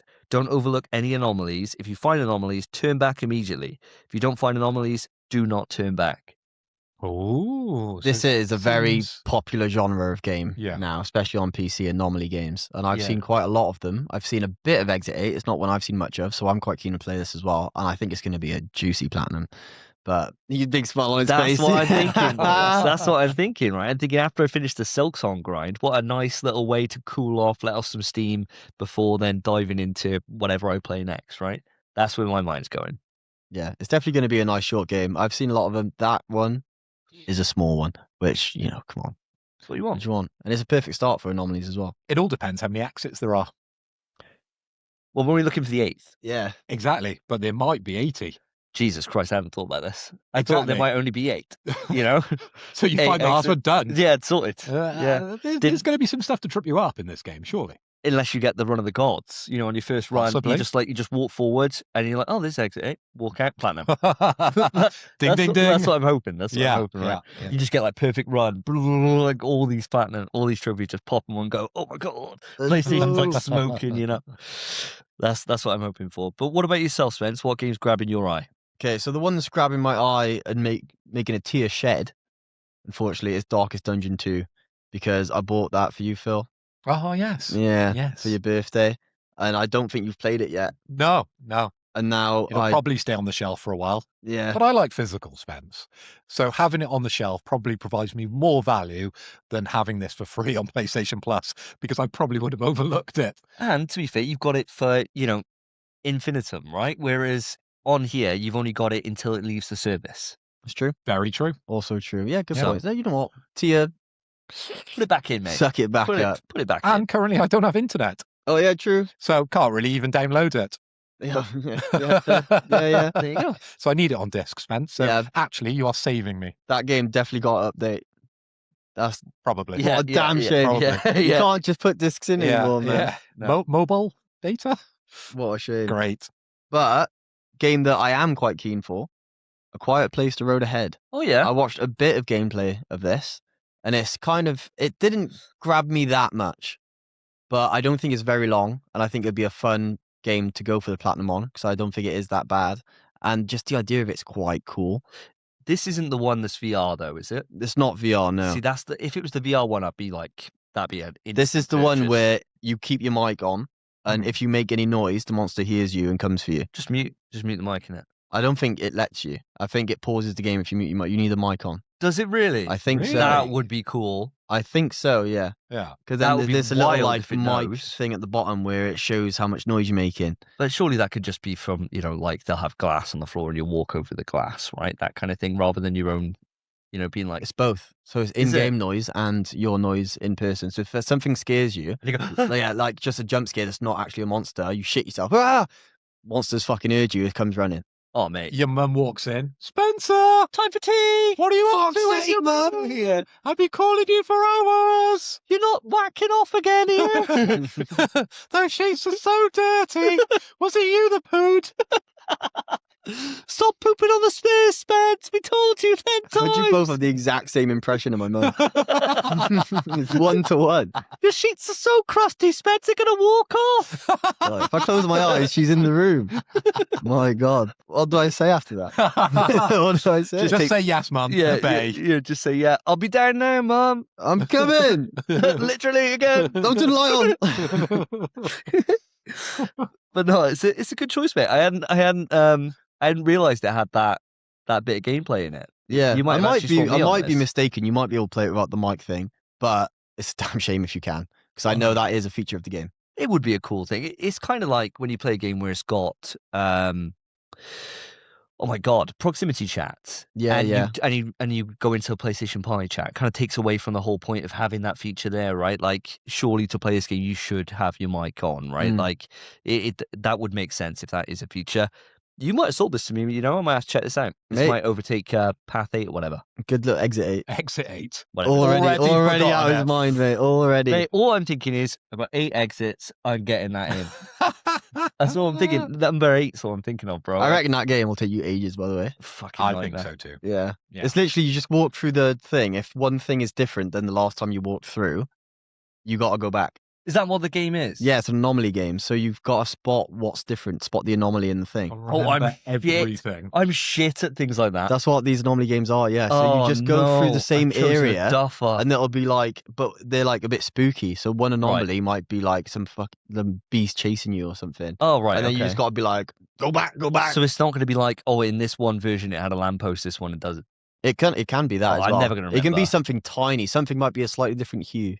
Oh my God. I don't know how extreme it is in Exit 8. I'm going to Yeah. check it out. You've made me want to look at the trophy list before I dive into that now. Yeah. So I might walk it back. I might match you on Jules. Yeah. We'll have to wait to next podcast to We see will. if he plays it. Yeah, true. He won't. He won't. No chance. Next piece. Next piece. Who's it on to? Ooh. It's up to you, Spence, isn't it? We usually go. Usually go to Davey next. We Can got do, a mate, Davey yeah. Next, yeah. Yeah, go for it, mate. Go circle clockwise. All right, ready for my impression? Yeah, go on. I forgot Yeah, about this. yeah. Oh, that's why she didn't go get the thing. My God. Wonder what that could be. Right. So my piece of quick news today is all around a little article that came out on the PlayStation blog, and that is the PlayStation Store's top downloads for 2025. Now, guys, we don't normally go through these, but when we have done them in the past, which we have done before, We have. it probably was this time last year, actually, to be fair, there's always something quite interesting in here. Now, the list is split up into PS5 and PS4 games. We're only going to look at the PS5 games, right? Otherwise, this would be a slow news. God, it'd be here forever. Yeah. Now, it's split up into US, Canada, and EU. Okay. Now, I assume that we come under EU, right? We are a European territory after all. So, I'm not going to read through the list, but I want to ask you guys first off: is there anything here in this list which is surprising to you? And I will kick us off by one thing: how, in the year of our Lord 2025, is GTA 5 number 2 on the EU? True. What the fuck is going on? Like, yeah, man. this is always like within that top 5, Mm. and I don't know who has a PS5 and doesn't own it Yeah, especially already. when it's on the service. all the time. Yeah. It's Yeah. been in the service at least twice in the last like year and a half, right? How is this still here? I do not fucking understand. Yeah. Unbelievable, isn't it? Mental. But every time we visit these sort of lists, it's there, isn't it? Yeah. And it just doesn't disappear. And it's number 3 on the US and Canada. So it's not like as if this is solely an EU problem where No. they just thought, what's this Grand Theft Auto I've heard so much about? Right? Like, this is around the world. It seems to be. Also, why are people not just picking it up for £4 on Marketplace? Why are you buying it new? I know what kind of mental head goes and pays. Everyone has 6 copies of this game. It's absolutely fucking insane. But outside of that, anything else that springs to mind for you guys that's a surprise on here? Because there's a couple, I think. I was just scrolling down the list looking for Skyrim, but that's not actually on the list. It because doesn't that's, make it this that's year, does it? another one of those games that seems to just crop up out of nowhere that people are still buying. Like, Jesus Christ. But I'm looking towards the end of this list, and it's a game I referenced at the start of the show that I picked up for the Fantasy Critic because I thought this game was going to do very, very well. And it seems to be continuously in the mindset of people purchasing games. And I'm talking about Rematch. It Yeah. comes in towards the end of this list, Yeah. okay? But it's still on the list. And Yeah. this is a game that scored, what, a 7 out of 10 Yeah, best. at best? Yeah. You know? So critics hated this game, but people love it. It is quite surprising there. It must obviously have a fairly good player count, I would have thought, to even chart here, because there's some big games in this list. You know, you've got like Clear Obscure, Ghost of Yotei, Split Fiction, Hogwarts Legacy, somehow still in the list. Forza, FIFA. You know, Forza's a weird one as well, isn't it? yeah, You yeah. know, That's like it's a always did quite well. PlayStation list. I know. Come on, guys. It just came out this year for us. I didn't it? know. So it's a big deal for those people that are into racing games. But no, fair play to him. I'm quite happy for him. Although F125 is there, and we played a little bit of. Did we play F125? No, we played MotoGP. Oh god, that was so shit. Yeah, it was ass, man. yeah. We played. Mm. We tried a little bit of when Spence was round when we do our chess night. We played a little bit of MotoGP to see if it was the one we were thinking of that was beautiful graphics. Yeah. We were wrong, listener. It's not MotoGP. Yeah, no. It must have been Ride that Yeah. we were Yeah, thinking and of. not only was it not beautiful graphics, the controls were it didn't turn. The bike didn't turn, man. It was awful. It My was- poor cyclist, whatever you call him, he ate shit, He's man. dead, bro. He's dead so many times. Can't believe he over. kept getting back on. No, just give up.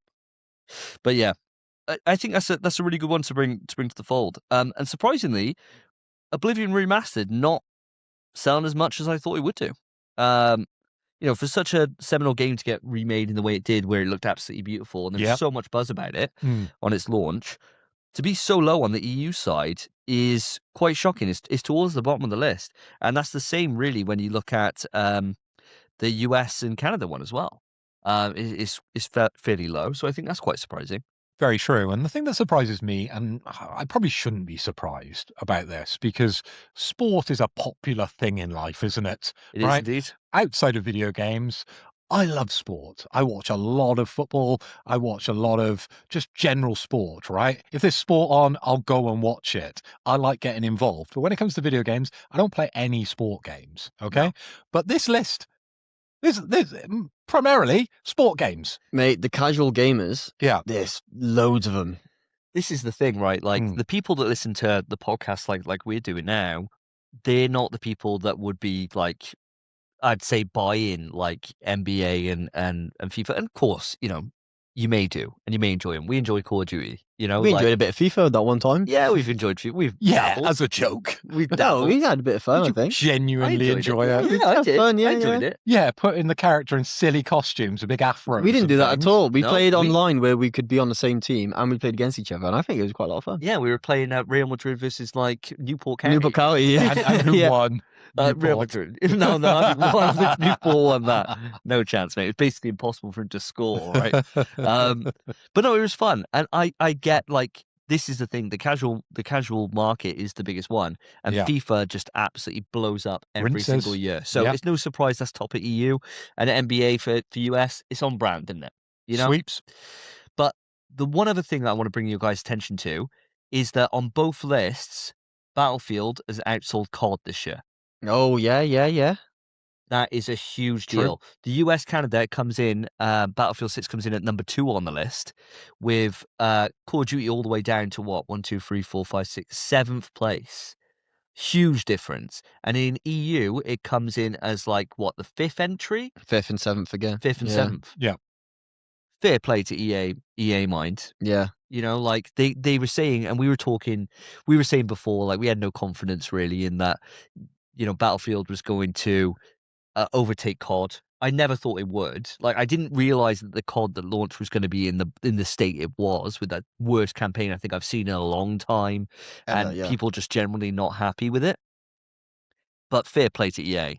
I do think, though, Davey, our kind of skepticism was born more out of the wild claims that came from some director at EA Yeah. rather than the game itself. Because Yes, once very we true. played it, we understood this is a good game. They spent a lot of time. There's a lot of improvements here, and there is a substance to that game. Very and it's much a so. game that we've revisited a fair few times on Yeah. a Thursday night, playing along, and we've had some fun. Yep. But it was just that initial outburst, wasn't it, that we got, where they were talking about the amount of players that they wanted to achieve, Yes, and it was just stupid something number. ludicrous, right? Crazy He was number. just going off on a number that was never achieved by anyone, right? No. It was like more copies sold than the entire Battlefield franchise, I think. That was it. Yeah, Something yeah, like yeah. that. Did it. Yeah. And it was like, this is insane. And that was like cumulatively, like all of the Battlefield entries, he wanted that amount of players. It was like 100 million players or Concurrent something. players. Yeah. That's So what he said. it's something crazy. Insane, mate. Yeah. Yeah.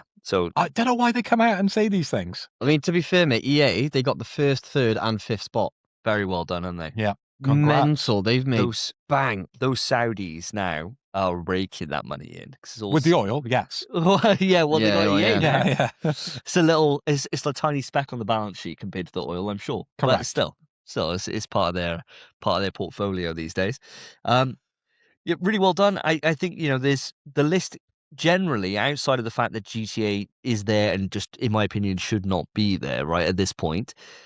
I think the rest of the list isn't really too surprising. I got an issue with it, which is Go just what is EA Sports FC 25, the year prior's FIFA, doing third? Cheap, mate. Is it? What, Cheap. for new as well? Yeah, you would have thought, like, as soon as the new one comes out, the old one gets heavily discounted, Yeah, it does. right? Yeah. So if you're somebody you're a kid and you've just got a PS5 and you've got 25 quid of I credit suppose, yeah. on PSN, why wouldn't you, right? Like, that's a perfect. I can imagine why not. Somebody would look at it and be like, what's the difference with 25 and 26? Oh, probably not an awful lot. 40 quid difference here. I'll Yeah, get I it. suppose. There's 3 Yeah, football mums games on wouldn't this list. understand that, though, No. would they? And Yeah. and you got to think, like, when does FIFA release? It releases quite late into the year, right? Like September time, something like that. I'm not sure on that, to be honest. It's right before the season starts now, with the Prem. I'm not the sure. next season, yeah. I'm I honestly think not so. sure. I don't follow it. So if you think, like, you got anyone buying a PlayStation from January through until that next game, they're going to be buying FIFA 25. Yeah. So it makes perfect sense to me why both are on the list. If it was 24 on the list, then I'd be like, what the fuck? But Heavily discounted, like a pound. yeah.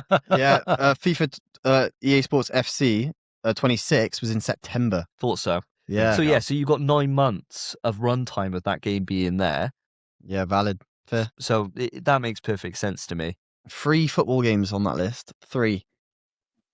What the hell? People love football, bro. Yeah, just watch it then. What are you I know. doing? And just I become a do. footballer yourself, innit? Yeah, just I go, am. go Same- outside. Yeah, same thing as like Flight Sim and that. I'm so glad Flight Sim is on this list. It's not on the list, is it? It's Check not. for it. It's not on the I checked. list. Yeah, it's Thank not. God. But a little fun fact about football: I'm same age as Ronaldo. Oh, fucking hell, mate. We took He different. looks much better than you, to be fair. Fuck off. You haven't seen You've had a me- hard life, you have, you haven't mate. seen these Mr. ads Ronaldo. lately. But we took very different paths in life. So Crazy thing to say. yeah, same Sorry, age, mate. Sorry same about age. you. If Yeah. you ever compare us, there's a lot of similarities. Side by side. Just a big difference in that he gets paid what he gets paid, Yeah. and I do this for free. Yeah. Yeah. Exactly Yeah. right. Exactly I'm right. giving back to the community. He's just nothing but He's take. taking. Take, He's just nothing but He's a take, taker, bro. innit? He's an He's a absolute taker. taker, mate. I'm a giver. Yeah. Giving some good goals though. Mate, there you go. Well, from that note, let's move it on. Phil, across to yourself, my dude. Your Okey-doke. impression. Getting his impression out. Get my impression right out for you boys. Fear the old blood. We've done We've this done one. this one. We've done this. You've It's done a that one? repeat. It's a Okay. repeat Okay. appearance. I Okay. think you did it, no? I did it. Oh, you did it. A hunter must hunt. Brilliant. It's a game I haven't played. What could that? Yes, you have. 5 minutes. I don't think that really counts. Beat the first Of boss, course didn't we? it in does. court? Yeah, Nah, God. What game? I don't count. Yeah, I don't count I it. wonder what game it was. I wonder. So quick news. Okay, so I got a 2-for-1 for you guys because Ooh. we're going to be talking about video games that are being made as movies and TV shows, guys. We're going to start off because we're going to talk about God of War series that is coming. Hell yeah. We have had Kratos announced, and it's not who you think it is. Who do we think it was? Christopher Judd. Judge. Yeah. Yeah. Yeah. It would have been cool if it was him, to be fair. It would have been really It cool. would have been cool. sick if it was him. It would have been Yeah. great. It would have worked so well. It would have been cool. Yeah, you Yeah, just man. you you just close your eyes for a second, wouldn't you? And Yeah. it'd be him. It'd be the voice. You'd be like, That would have been so sick, dude. Yeah, it would have been the voice of the guy from Stargate. Yes, Yeah, man. exactly. And because I'm a massive Stargate fan, Is his name Killick? Killick, no. Am I making that up? It's not Krillick. Not Krillick. Killick. Is it Killick? I don't know why my No. brains just go in there. I'm gonna look it up. Carry on. You carry on. So who we've actually got is Ryan Hurst. He's coming to the table and he's taking the mantle of Kratos. And this series is coming to Prime Video, guys. So God of War follows the father and son, Kratos and Atreus, as they embark on the journey to spread the ashes of their wife and mother. Freya, through their adventures, Kratos tries to teach his son to be a better god, and Atreus tries to teach his father how to be a better human. So that's what we're going to experience within this series coming to Prime Video. Now, guys, are you excited? I'll answer that. Yes. Guys, I want to know a little bit more, though. What are you excited about? What really gets your cogs turning when it comes to this outside the IP? Is there anything here that you're thinking they're going to take an extra step further with this series? Or is it just hard carried because it's God of War? Well, before we hand over to Spence, I think you should go first on this. I was very close with the name. Go on then. Tealic. No. Is that how you pronounce it? Teal. Hoshvisi. Ick. No. I reckon it's Tillich. No, it's not Tillich. Tealic. No, that's not how you pronounce it. Might be is like it? Tillich. Anyway, go. Okay, so God of War, mate. I didn't like the God of War initial game. The show is based on that much. Yeah. So I am quite keen to see what they do different as opposed to the game. And I don't mind, like a lot of people had their issues with Last of Us Season 2 being so different. Teal'c. Teal'c. Yes, Teal'c. it is Oh Teal'c. my Yes, God. you're right. Tillich. Yes, you're right. Dude, it's been a long time since I've seen Stargate Yeah, SG-1. Mate, it's Since it was on years. TV, it was the last time I watched it, you Years. know? Like, Yeah, when it's beer coming out. beer time. Sorry, anyway. Sorry, Sorry, That's Spence. fine, boys. Very It's important. fine. We It's quite clarified a that. nice Yeah. little moment you boys just had. The I don't guys were in mind the it. comments. Yeah, they wrote it. They're like, fuck, delete, delete, delete. hell. Fuck. Yeah. You said you were a fan.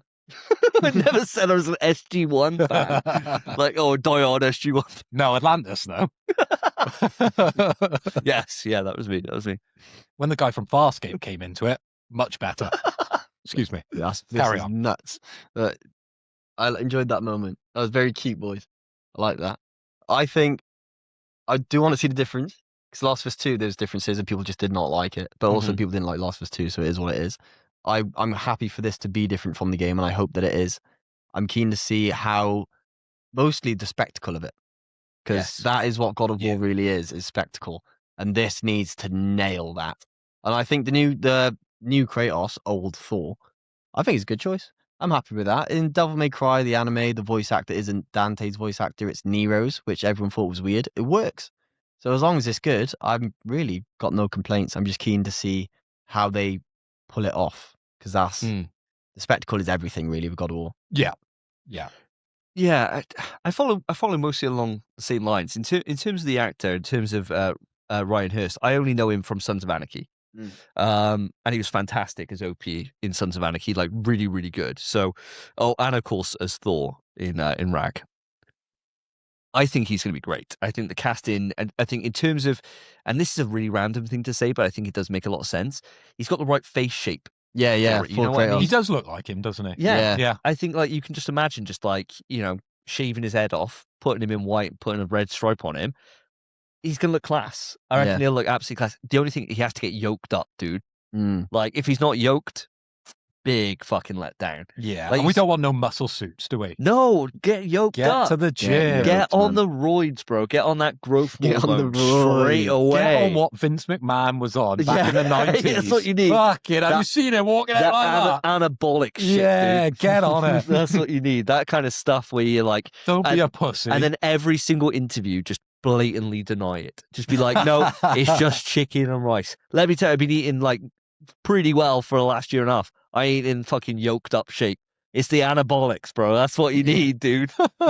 Like fucking Clean eating, mate. That's yeah, all yeah, it is. but absolute bullshit. Don't have a beer on the weekend. Yeah, mate, it cracks me up so much. You see all these actors, and they're like, "Yeah, it's just the bulk. I bulked for 3 months, and then dieted for 2, and I was in the shape I am, and it's like, no, you didn't. Like, no, you didn't. Like, no matter Yeah. how many calories you ate, there's no way you went from where you were to where you are now without some serious growth hormone, right? Like, just fucking come out with it, bro. And I want him to be like, yeah, I juiced like mad. I want him to be on that fucking putting it straight in. He's fully like juiced up. I want to all the see time. after the show on DVD a little bonus features, and he's just in the back, Just fucking injecting his ass. his ass, just putting synthol into the muscles to make him extra big and all that shit. You know, like I want him to be on that like fucking 90s bodybuilding thing where everyone was just monstrous, you know.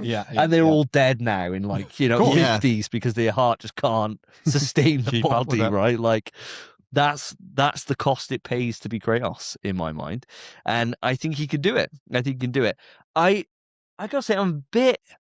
It makes sense why they've gone the Norse route on it. Yeah, Like it does, because it's actually a fully emotionally complex story, Yeah. right?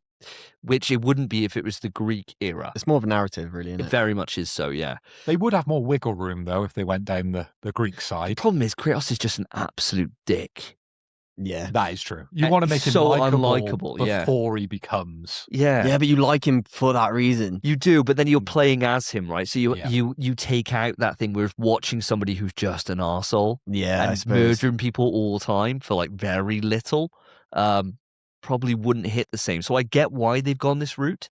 The thing I'm most looking forward to seeing is the kind of flashback moments of like when he gets his blades and he has to put them on, you know, and like how they handle that, and they handle the backstory and how they convey that to the audience who won't know.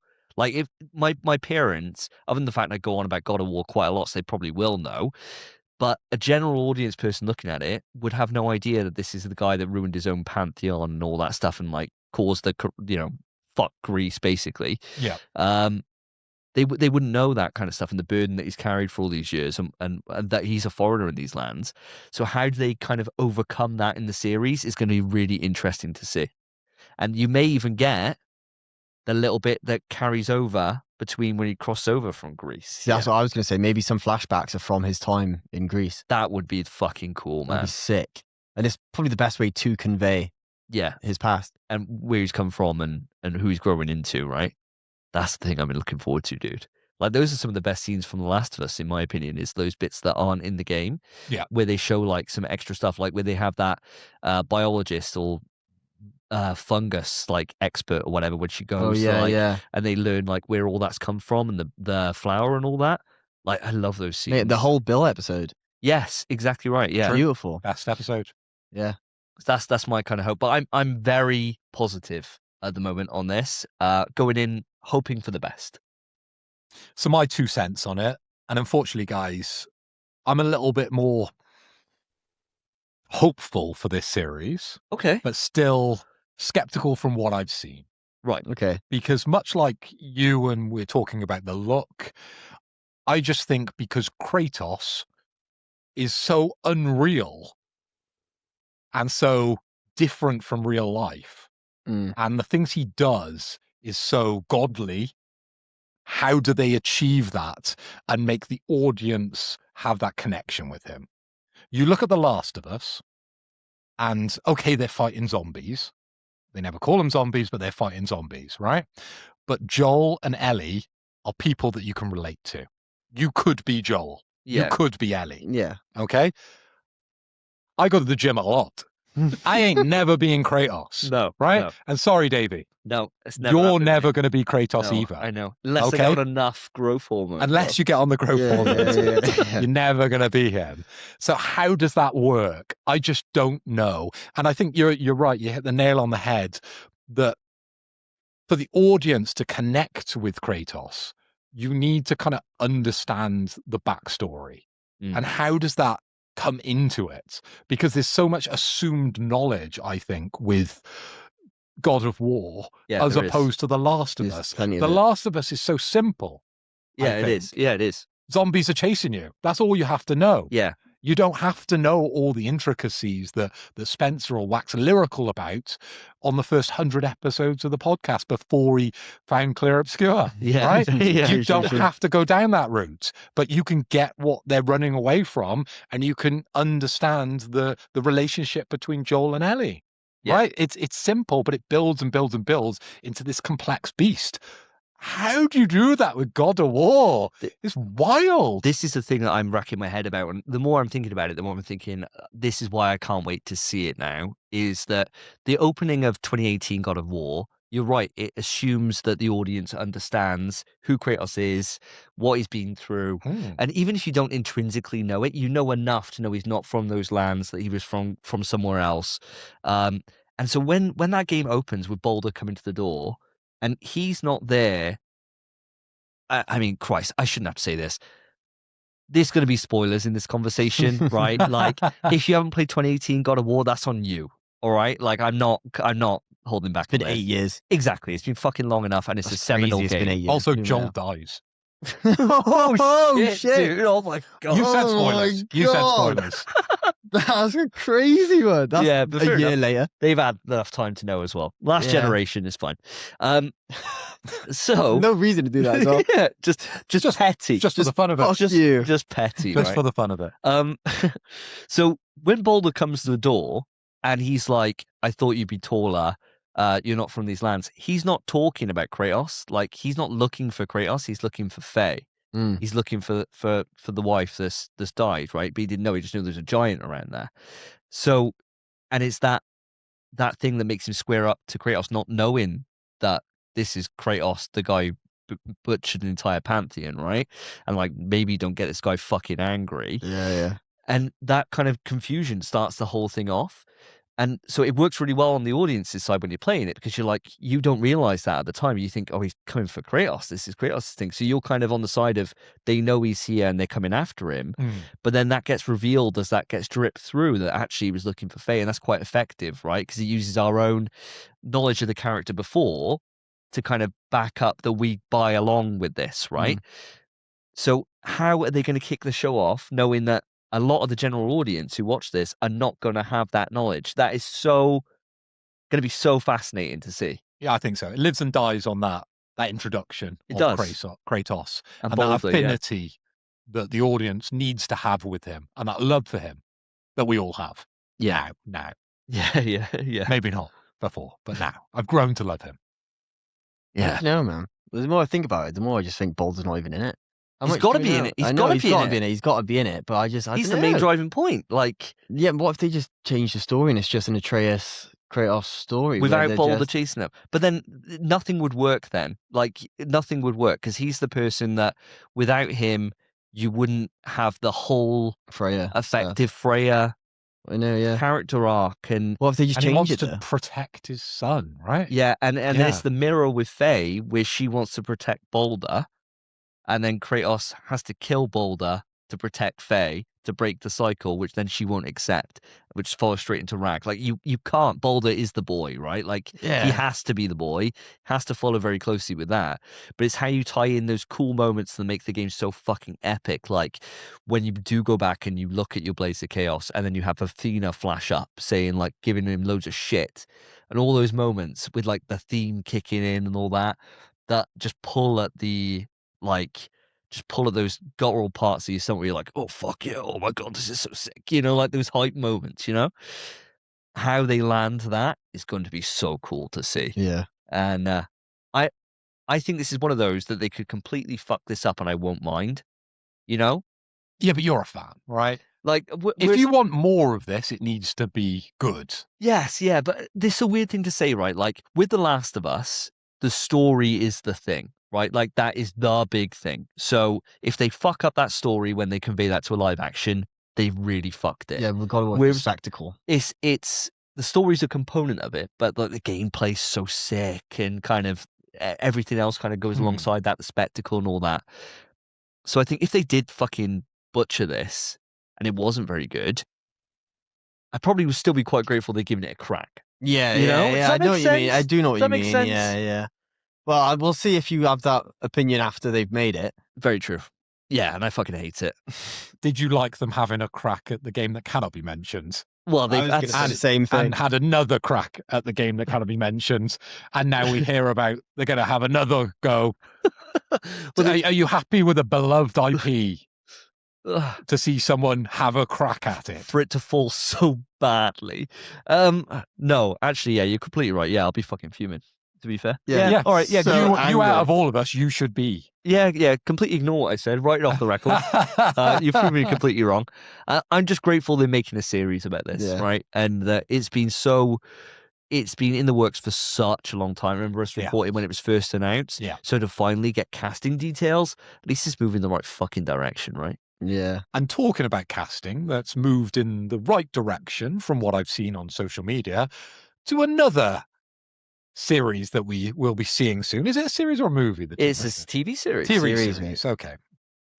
A TV series that we're going to see in the future. We're talking about Tomb Raider because Sophie Turner being cast as Lara Croft didn't have the same impact as what we were talking about with God of War. Sophie Turner, of course, famous for Game of Thrones. Sansa And Stark. Jean Grey? She was also, as you've just Sorry. interrupted me, Sorry. Jean Grey and the Phoenix. I'm so excited. I'm excited because I really like her as an actress. But is she Lara Croft, guys? She's a smoke show, bro. Absolute This flaming smoke It's show. not what I asked you. Dude, Not what I asked you. I saw that picture and I was like, she may not have the tits to be Lara, but everything else is fitting just fine for me. Dude, I was like, man, sign me up. I want to be on the costume department for this. I want to be helping her get changed into those little pants, bro. Dude, put those glasses on, Sansa. Please. Sansa. Sansa. Sansa, stop. Oh, Jesus Christ. I think she looks fucking awesome. Wow. So I think you she- are definitely the outlier I'm- from what I've seen on social. I'm in for this, dude. Yeah. I'm so in. Because the amount of memes that I saw on that post were absolutely ridiculous. And they're doing this thing at the moment. I don't know if you've seen Spence because you keep yourself a little bit away from social these days, but they're doing a different version of the characters produced by different studios. Oh yeah. So they're doing a Netflix version of Lara Croft where it's a little bit more woke, if you like. It's And like you a can- black guy. and you can imagine what route they go down Yeah, with it's like that. a black guy. And, they just and got. then they do like a BBC version of it, which is very just white and very, which I'm finding funny at They are times. funny. They are funny. But this casting of Sophie Turner, for myself, I think there is a wealth of beauty out there and a wealth of options. Not to say Sophie Turner doesn't have it, but on initial inspection of that side by side with Lara Croft, I'm not convinced just yet. No way. I love Sophie Turner. I'm a big fan of her work. But as Lara Croft, she hasn't sold me yet. Oh, That's what Spence, I'm saying. Your deciding Spence, vote on this. Where are you coming out? don't sit on the fence. I have the complete opposite opinion from you, Phil. Wow. Whereas I think she looks great as Lara Croft. I think she looks like the character. I think she looks fantastic. I think she looks great. I don't think she's going to do a good job. Do you not? I don't. I think she looks good as Lara Croft. I don't think she's the actress for the job, though. Okay. Really? Yeah, I've seen all Game of Thrones. I've seen, obviously, the X-Men films. I can't picture her acting as Lara. I don't know why, but She's British. She's got a I British know, accent. yeah. But I She's just halfway through the door. I don't know, She ain't man. sassy though, is she? I mean, maybe. I mean, Christ. Yeah, only in your dreams. Jesus right? Lord. Jesus Lord. Get some fucking cold showers when I watch this show. Jesus I'll be sitting there with Christ. a fan, bro. Yeah, I think she looks great. I think she looks like the character, but I can't. I don't know. I just don't see it being good. I don't know why, and I feel like it's a different Lara than you Yeah. get in the games and we've had in the past. And I'm fine with that if that is the path they're taking, as long as it's good. But I don't know. Something tells me it won't be. You're an Angelina Jolie man, aren't you? They were Aren't good. we all? You Aren't you we liked all? her curve in the bullet. They were good. Yeah, wanted, bro. Yeah, Oh yeah, yeah, yeah, she wanted. She Yeah. was, I mean, Jesus Christ, the Angelina Jolie movies. I was like, the women are so great, man. Love women. That's what turned you away from the cock. That moment. That There was plenty of moments before her, but she reaffirmed it. She was like, I may have been wavering, maybe guys are great. No, see that? I'm like, Maybe guys are great. It's women, fun hanging out with guys, playing video games. they're great. And Just then- don't like the sex part. No, look at those lips, man. Angelina Jolie had those like big puffed up lips, fake boobs. It's like, oh, this is textbook nice. Whereas what I like, Nice. what I like about Sophie Turner's version of the character, from what we've seen just from the still, is that she's in the proper costume. She is. Yeah, that's Yeah. what I mean. The costume looks It fantastic. looks so cool, man. Yeah. Staying true to the source material. Yeah, Yeah. I Good aspect. honestly, taking away from the sexual side of it, I think she's going to do a great job. And to be fair, out of any studio that could do it, and I think this is what comes back to God of War as well, is that Prime, when they're doing their adaptations, the Fallout series has been fucking superb. Mate, the Prime, I was going to say on the last piece, but I just didn't. Prime, kill it, man. They've done so good. I like Gen V, it's not the best. The Boys is fantastic. Yeah. Bloody, the Fallout season, I haven't seen season 2 yet, but apparently it's great. I'm enjoying it so far. Season 1 was brilliant. Prime are doing well, man. Reach is great. Stargate Yeah. Picard. Oh, That was good. yeah. We got 7 and 9 back. Yes, yeah. Series 3 was good. Yeah, it I shouldn't haven't take seen that it. long. I haven't seen it. Series 1 and 2 was just bring all the cast back. Yeah, Bring all the popular characters. Heard it does get good though. 3's good. Yeah, heard it gets good. Yeah? 7 of 9. I mean, Jesus Oh. Christ, that was That was my awakening. that was a very early awakening for a lot of boys. I think at the time, Voyagers. The main reason to tune in, it wasn't for Captain Janeway. No, That's for sir. damn sure. No. Or Neelix. no. No, what was his wife called? Unless you're the furries, mate. What was her name? Yeah, what? T-Lex. He had a wife, did Didn't he? he have, like, didn't she turn into a star or some bullshit? Oh, Oh dude, my god. did. I She can't did. remember. Oh, bro. yeah, I yeah. can't remember. She was lame. 7 of 9. That poor woman, man. She having to be in that costume. That poor woman must be on a constant diet all year round. No breaks. She's in She- cracking she shape got from the poor- moment she was in. She got poured into that corset, didn't she? Nuts. She got out. Yeah, no, she was just in that for life. And just living off a diet of fucking watercress and lettuce. And lots of money. Oh, yeah. Oh, lots of money. lots of money. Lots of money. Lots of money. But she did come back. So, yeah, Picard Series 3. Thanks, Prime. Cheers, bro. Cheers, Prime. Pass it over, Rackenfell. Anyway, moving on before we just talk about women Oh. on this show that is meant for everybody. Well, we've only got 0.1% of the audience, so we got to bring more women in somehow. We have. So talk about women. Talk about women, make them part of the conversation. And we're inviting those OnlyFans models on. Exactly right. Yeah, more women. All, Women's views. we're very open to it. Love women. Over to you, Phil. Spence. Oh my god.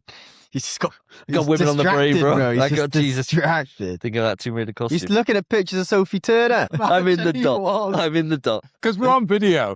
Someone just scrolls down, he's just looking at Sophie Turner's That'd OnlyFans be slide. wild. Jesus Christ. All right, my next quote, boys. Here we go. I'm not sure how this is said, so I'll just say it. All men dream, but not equally. Ooh. What are these? It's a game you've definitely played, and the first one I thought you'd get right away. So my next topic is a bit of a juicer. Button off. Yes, button Yes, off. yes. Button off. Blooming For heck. sure. Yeah. Button off. So I guess you kind of have a guess as to what this bit of news is, listeners. The Resident Evil showcase. I'd look up as I said it to make sure neither of you were like, oh yeah, button. No. Got his ass.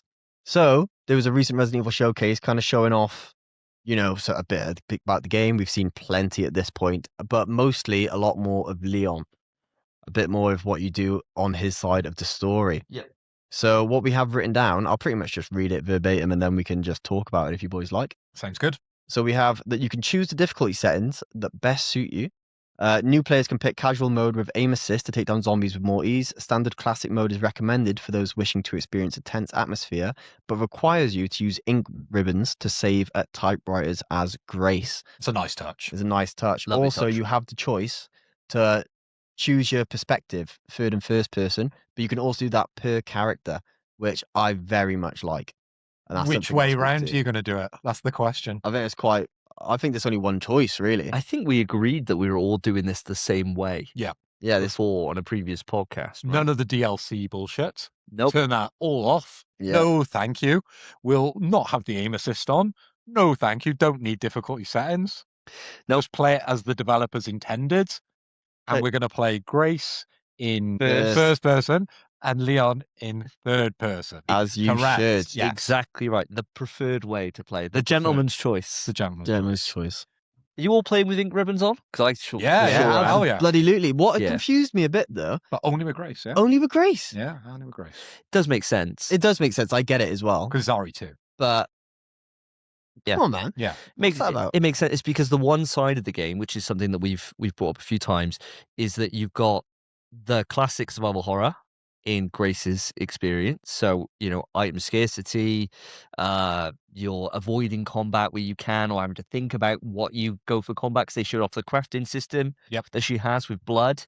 And so by killing enemies, you craft stuff out of their blood. So you've got that choice of, do I want to go potentially use some resources to be able to craft more things? It opens that kind of conversation, which I thought was fucking awesome. It's cool, yeah. It's a great way to be able to combine in. There's always that choice, right? And the best Resident Evils do this super well, as you guys know, in that when you get into combat, there can be a benefit to be able to doing it. It might be your pathfinding might be a bit easier if you're retracing steps, whatever it is. But building that into the crafting option to be able to use resources, to be able to potentially make resources, great fucking idea. I think that's awesome. And wild resources as well. Yes, yeah. In the video, that kind of exploding blood injection, that caught me Gun off thing. guard. Yeah, it's wild. cool, man, Whoa. wasn't it? The Requiem or whatever it's called. No, Oh, no, that's the single shot gun. That's a gun, I'm yeah. talking about where she comes behind and stabs Oh, the guy, yeah, yeah. and he just explodes, and she says something like, "That was too effective." Oh, yeah, yeah. yeah, that's what she said, Yeah, that's right. Yeah, it's like something out of Blade. Yes. Yeah, yeah, yeah. I think all the stuff for Grace worked for me super well for this trailer. And for the entire showcase, to be honest, I think it super worked. And then, as you're quite rightly saying, you go into the Leon side of it, and it is RE4, right? RE4. Yeah. Yeah. With some upgrades, I would say. Yeah. Yeah, Visual, plenty for of upgrades, sure. yeah. I mean, how do you guys take what I will? I'll temper my intro to this, but just the bombastic approach to combat that Leon was showing. Bombastic. It is bombastic, man. It's It's a over good the word. top. It's crazy, but I think it's what we expect from Leon these days. If he isn't backflipping and kicking people and shooting someone and then twisting around and shooting them in the back of the head, it wouldn't be Leon anymore. Bro, he's like been 52. But he's been built up to be such a machine now. And I think they've got the same problem that they had with Alice in the films, which we referenced in a previous news item, that they've got with Leon now. He's just so powerful and so good. Now, they're going to have to affect him in some way in this game, but from what we've seen is the highlight reel. So we've seen all the fancy stuff, and that is very much elevated, in my opinion, from what we've seen in RE4, and I very much welcome it. What about yourself, Spence? Did you take it on the positive side that Phil's taken it? I think it's just I don't know. It's just pandering to everyone, and I get it. I get it. It's a smart idea. I just want the Grace bit, man. And I do think it's fine. I do love seeing Leon. We haven't seen him in yonks, and he's a class bloke. But he's so old to be doing that stuff, man. He is Resident So Evil. though. old. Yeah, he is. He is the IP. But he's got to have. There's got to be a scene where he's putting on a leg brace or something. 'Cause he's getting up there, man. Like And in the Dark Knight, the last one. the last one, yeah, Like where he's Rises, yeah. Yeah, exactly Shooting up. like that. That'd be sick, and then I'd fuck with it. I'd be keen for that. But it's got to show. He just can't come out and just be, yeah, I'm Leon. Why He's not? because he's a bit old. As long I'm aboard with it until he jumps out of a second floor and ends up in a hay bale. Right? Oh, why wouldn't you be? That stuff is too Assassin's Creed for me. That's too ludicrous, right? I don't need That's where you draw the line. things that. Okay, we're fighting zombies at the end of the day with rocket launchers. Yeah. There is some ludicrous stuff in it. Let's crash But- this helicopter. Yeah. And walk out. 5, we fought a bad guy in a volcano. That was Chris. That wasn't Leon. Yeah, it was Christmas. Yeah. Still. Come on. Still, this universe is mental, right? You can do Yeah. whatever you want. Hay bales wouldn't be the end of the world for me. But I get Oh my God. that wouldn't be where I draw the line.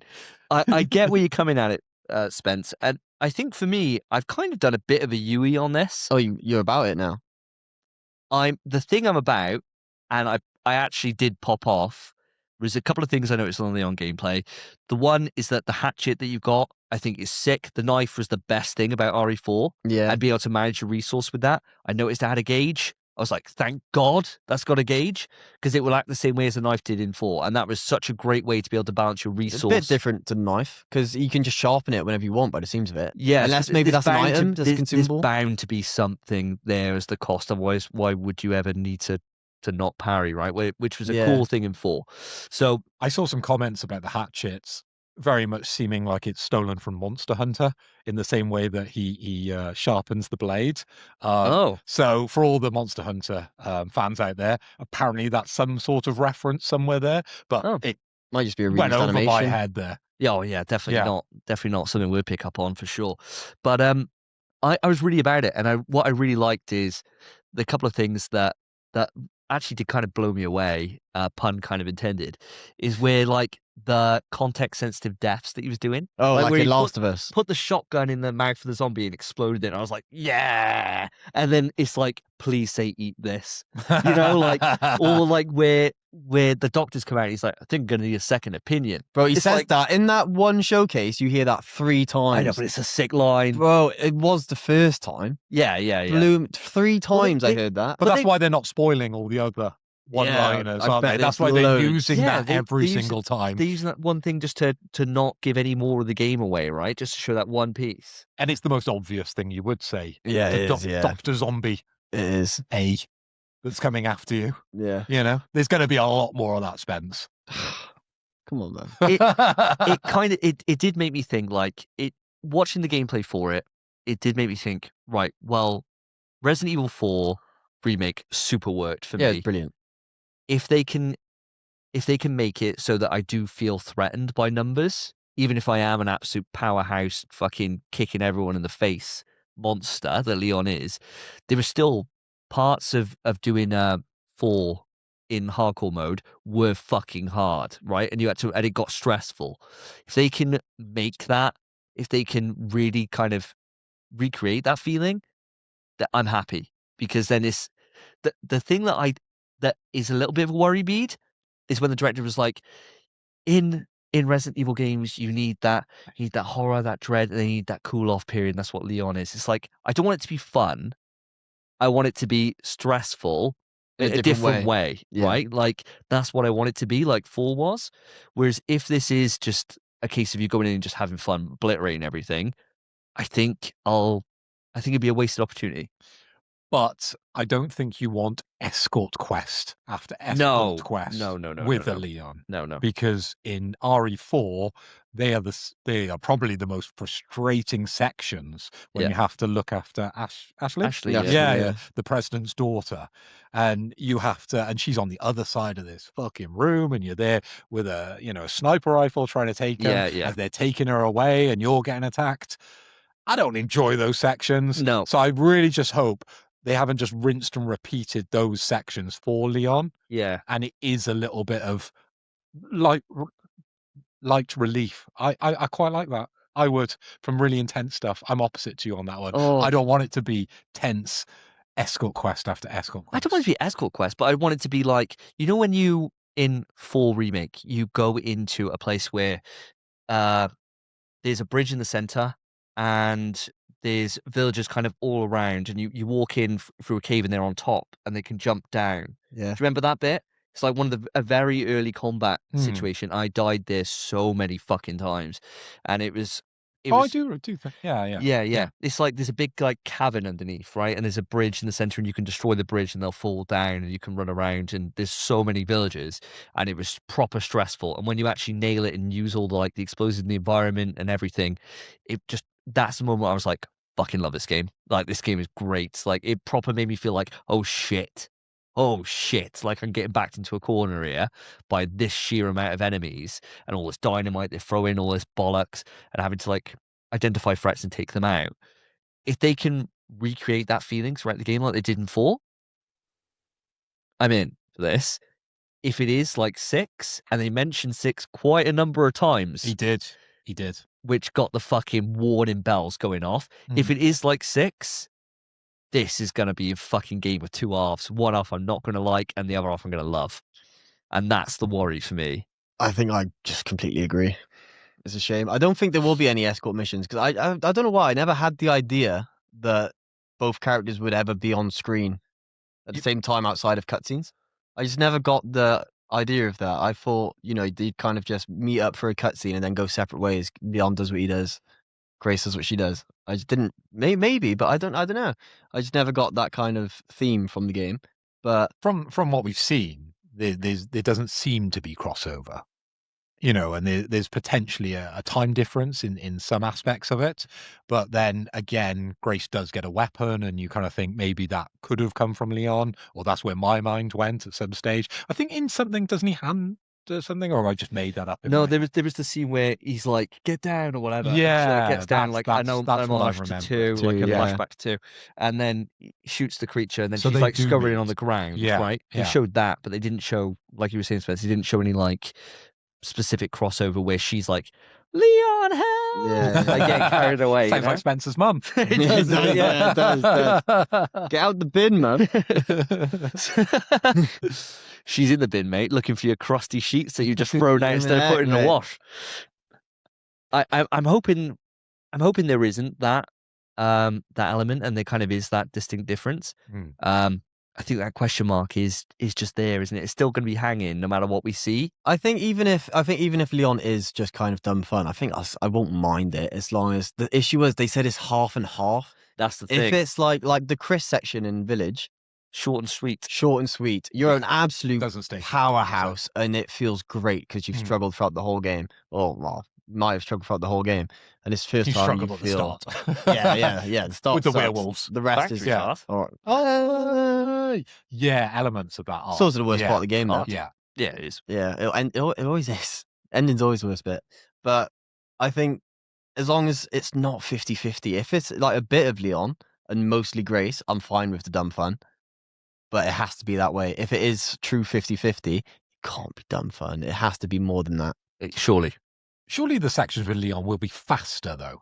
You'd probably move through the game a lot faster, just blowing everything apart. I think with Grace, you're going to be a lot more measured and take your time. So maybe it will Balance itself out. Yeah, correct there. It will actually be 50-50, but it'll feel like you spend more time with Grace because you'll need to think more.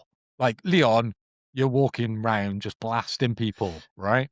So you can move through those sections a lot faster. With Grace, you got to be more measured. You don't want to get caught. And you might have to do Grace's sections more often earlier on. And I think with Leon, it'll have to build until you get to those parts with the wealth of enemies overwhelms you. And then it gets a little bit hard on the harder settings. Yeah, maybe. I suppose this question's just been bugging us now since we learned about Leon being in there, right? Yeah. It's not gone away with this. As much as I enjoyed the Leon gameplay and it gave me hope seeing the meters and seeing that kind of thing to be like, maybe they've done the RE4 on this, which I pray they have. There is still that concern, isn't there? That it's not quite gone away for any of us by the sounds of it. So we had somebody from our Discord and they want to remain anonymous for this. So that's absolutely fine. We'll respect their wishes. But come and join us on the Discord if you want to be featured on the show. And they said, in my opinion, RE9 looks like a mess. Capcom needs to understand Resident Evil isn't Metal Gear Solid or Devil May Cry. Those games work because even when you switch characters, the core gameplay style stay consistent, so it felt like a coherent experience. In RE9, Leon and Grace play completely differently. One's RE4 style, the other is RE7/RE2 remake style, and it ends up feeling disjointed and patchwork, not unified or intentional. I think we're pretty much all in agreement that could be the potential worry, right? Yeah, Yeah. I think so. It's balancing the switch between the two characters and making it feel natural, where it doesn't take you out of the world. I quite like a little bit more of a relaxed approach with Leon and less of the more intense stuff that you're looking for. But we look for different things within games, and it's got to please us both. And I think that's where difficulty comes into it. But as long as it's not too jarring between Grace and Leon, Mm. and it makes sense that Leon's in there, they haven't just put him in there to please the fans. Yeah. What do you think, Spence? I think what it boils down to is I am worried about it, but I trust Capcom and I'm optimistic. They've not missed, other than Exoprimal, they've not missed with a game in a hot minute, Yeah, it's been a while. especially RE 8 and 7 and the remakes. They've all been fantastic. Yeah. People didn't like 3 very much, but you know, it's still a great game. With the exception of that, we liked it. Right? Yeah, I love RE3. So I just trust them, man. I think it's good. I do think it will be good. I've got my concerns, as everyone always does. There's always concerns. No, for Village, actually, I had no concerns. But I trust them to make a good game. And I think, agree, hopefully they haven't just chucked Leon in, because that would be the shame. But if it fits, I sit. You know what I'm saying? Isn't it weird that we have more concerns now they've added Leon than if it was just a Grace game? Yeah. I think the developers, obviously, they want to bring Leon in because he's a recognizable character. He's a fan favorite, and everybody loved RE4 and the success of it, right? And it made some good money for Capcom. But for us as hardcore fans, it's a bit cringe using that We are. terminology. We are, though. But we are fanboys of the series, and this section is probably going to be the longest bit of quick news that we've ever done because we have an excuse to talk about Resident Evil and the button's off. So Resident Evil, Resident Evil, Resident Evil. But with this one, like it's just wild that we're worried now because we see Leon. I think what's interesting is, right, the developers said, and what I did like about the showcase was that you got some nice, like, behind the scenes dev conversation in it. And they were saying about how they originally had it as a Leon game, but when they could see that he was struggling and stuff like that, it just didn't feel right. And I think fair too enough. powerful. Okay, that He's makes too sense. powerful. It does make sense. So it's like, fine, okay, I can take it. I mean, I'd quite happily just suspend my disbelief, right? Like, They could have made it he's struggling because he's a bit old, man. yeah, they could have done They anything could with have it. done it, man. He could have, rather than always doing judo kicks and shit, it could be like a stamina meter. You abuse it too much, he starts like getting a bloody bit of ache in his back. I guess, but the thing is, like, you know, Chris was walking around like an absolute battle tank at like 60 odd, Yeah, but he's right? not doing backflips and judo kicks. He's just shooting a gun. Yeah, he's punching the shit out of things, though, and breaking through Yeah. walls, Yeah. driving a tank. I mean, it's fine, though, next Chris. He's immortal, and he's juiced. Yeah, He's juiced. You know to hell, he's man. juiced. His heart is boom, boom, boom, boom, Oh, boom, his boom. heart's gone, bro. Yeah. He doesn't have long left. I don't know, man. I mean, I think my closing thoughts on all this, on this entire thing, is just, I wonder, right? We're on the side of the fandom where, and maybe I'm speaking out of turn, but we're on the side of the fandom where we like the classic Resident Evil formula in terms of it being slower, being a bit more thoughtful, being a lot more stressful in terms of your choices that you make in that minute to minute, right? With what you take out, what you don't, blah, blah, blah, blah, blah. Yeah. A lot of the audience isn't about that, right? Like, Yeah. especially the people that, like, maybe they got on at Resident Evil 4, right? And that's their favorite one and they love that. I wonder how the experience is going to fare for those that enjoy the more actiony side, say Resident Evil 5, 4, 6, and say Resident Evil 4 Remake. They love those. They don't like the rest of the series, and now they've got to play half of the game that they don't enjoy. They're forced to play. So they're the something they other don't side to like. us, right? Yeah. Like, whereas we can take or leave the action side, but we prefer this. And we can have a laugh with that, can't we? Some people hate that old school classic style, and they true, hate yeah. 7, like hate it, and will not play it because they just Too it's scary. it's not what they like, right? It's too much for me. Oh no. But they have to do that. I wonder how it's going to fare with those people, right? Yeah. Like, because even though we're on the fence on the one side, but we love the other, so overall it works out being collective good. There's people that just detest that one side, right? The side that we love. I wonder how that's going to fare. And the funny thing is, aim assist isn't going to help you in Grace's section. No, yeah, not at all. No. So good luck, guys. Good luck. I'll tell you what, I've just thought about this now. I don't know why it popped in my head. Maybe just because through conversation. If RE4, and I'm just going to put everyone on blast right now. If RE4 is your favorite Resident Evil game, that is a childish opinion. Enjoy a game Why? with a bit of thought, you know? Like, if you hate the parts where, oh, it's a bit of a struggle, I like being a powerhouse action game, play an action game, man. You're about OG Resident Evil 4 here, right? Well, yeah. Yeah, Come on, man. Childish fucking opinion. Terrible. They opinion. could have named that game anything. It's not a Resident Evil game, bro. It's I'm done this before. Preach, bro. It's a child. It's fine. It's Hallelujah. fine. It's fine, but I just don't. You're not a Resident Evil fan. You're an RE4 fan, and that is a childish fucking opinion. Off my chest, Mate, well said. Well said. Our podcast very much the outlier on this.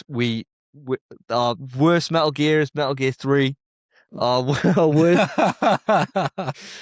We are losing subscribers as you're Mate. speaking, so you're gonna have to stop real soon. We love Concord. We gotta stop. We gotta we stop. do love Concord. We gotta stop. Jesus Christ, maybe we're the problem. But What else is, mate? We It's don't nice, play it's nice. sports games. no, No. fuck all those.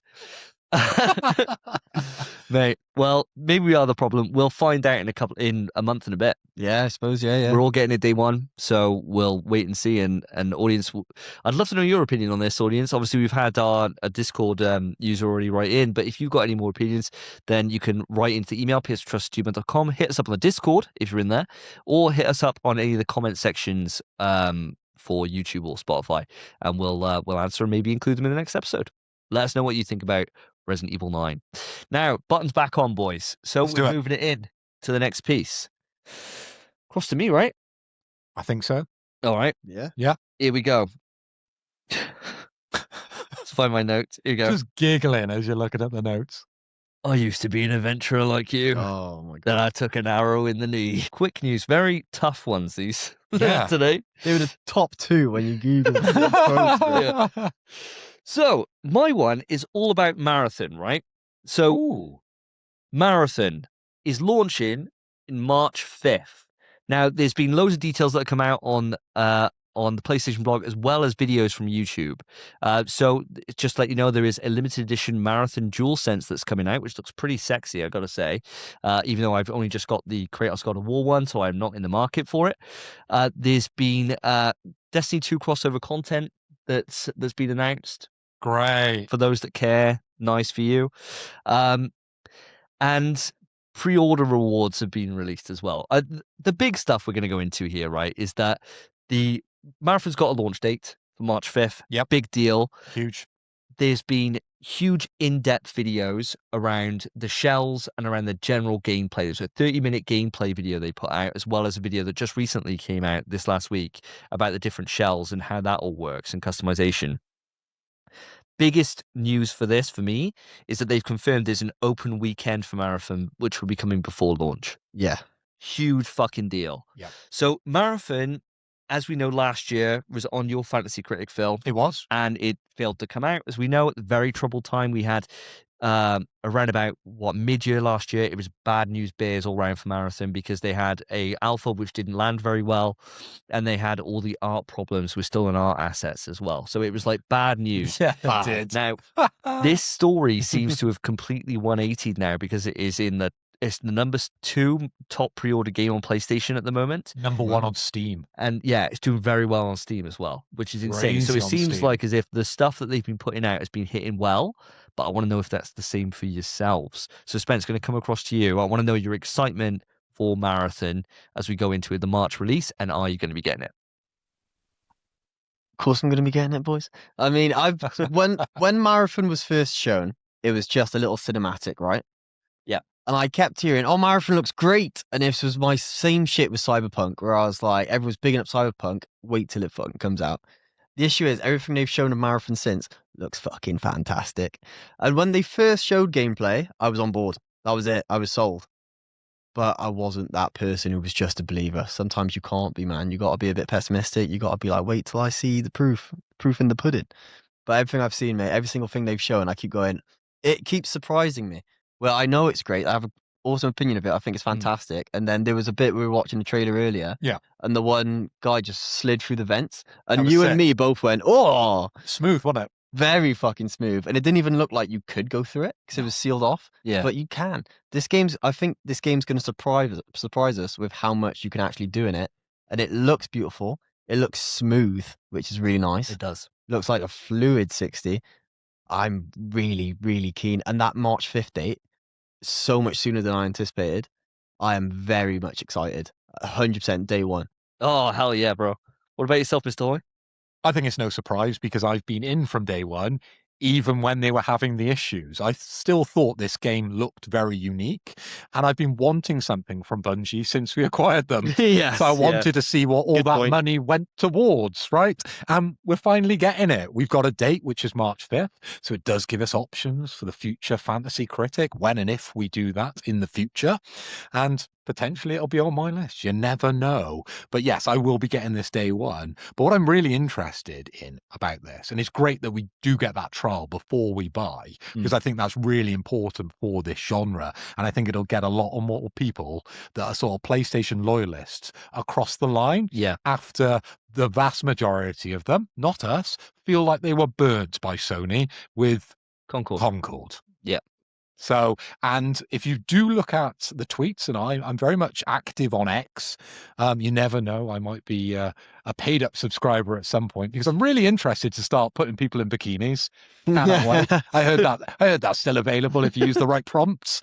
If you do look in the comments, there is still lots of memes coming through about Concord and this being the next Concord, but I think you're wrong because this looks absolutely fantastic.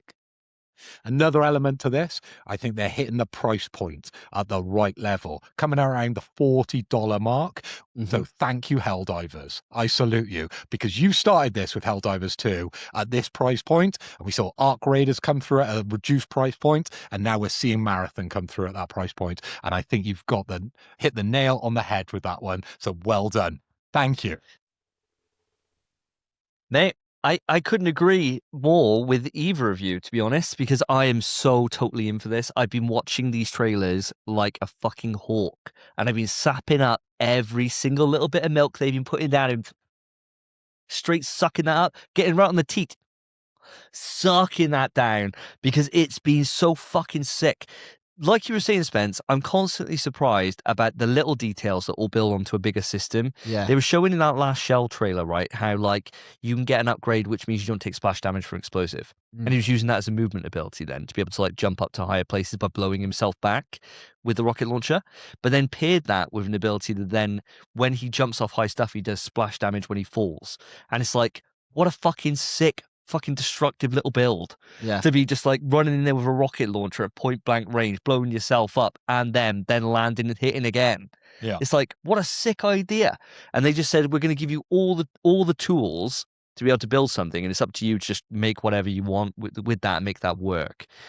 And what I liked is all the different shells that they showed.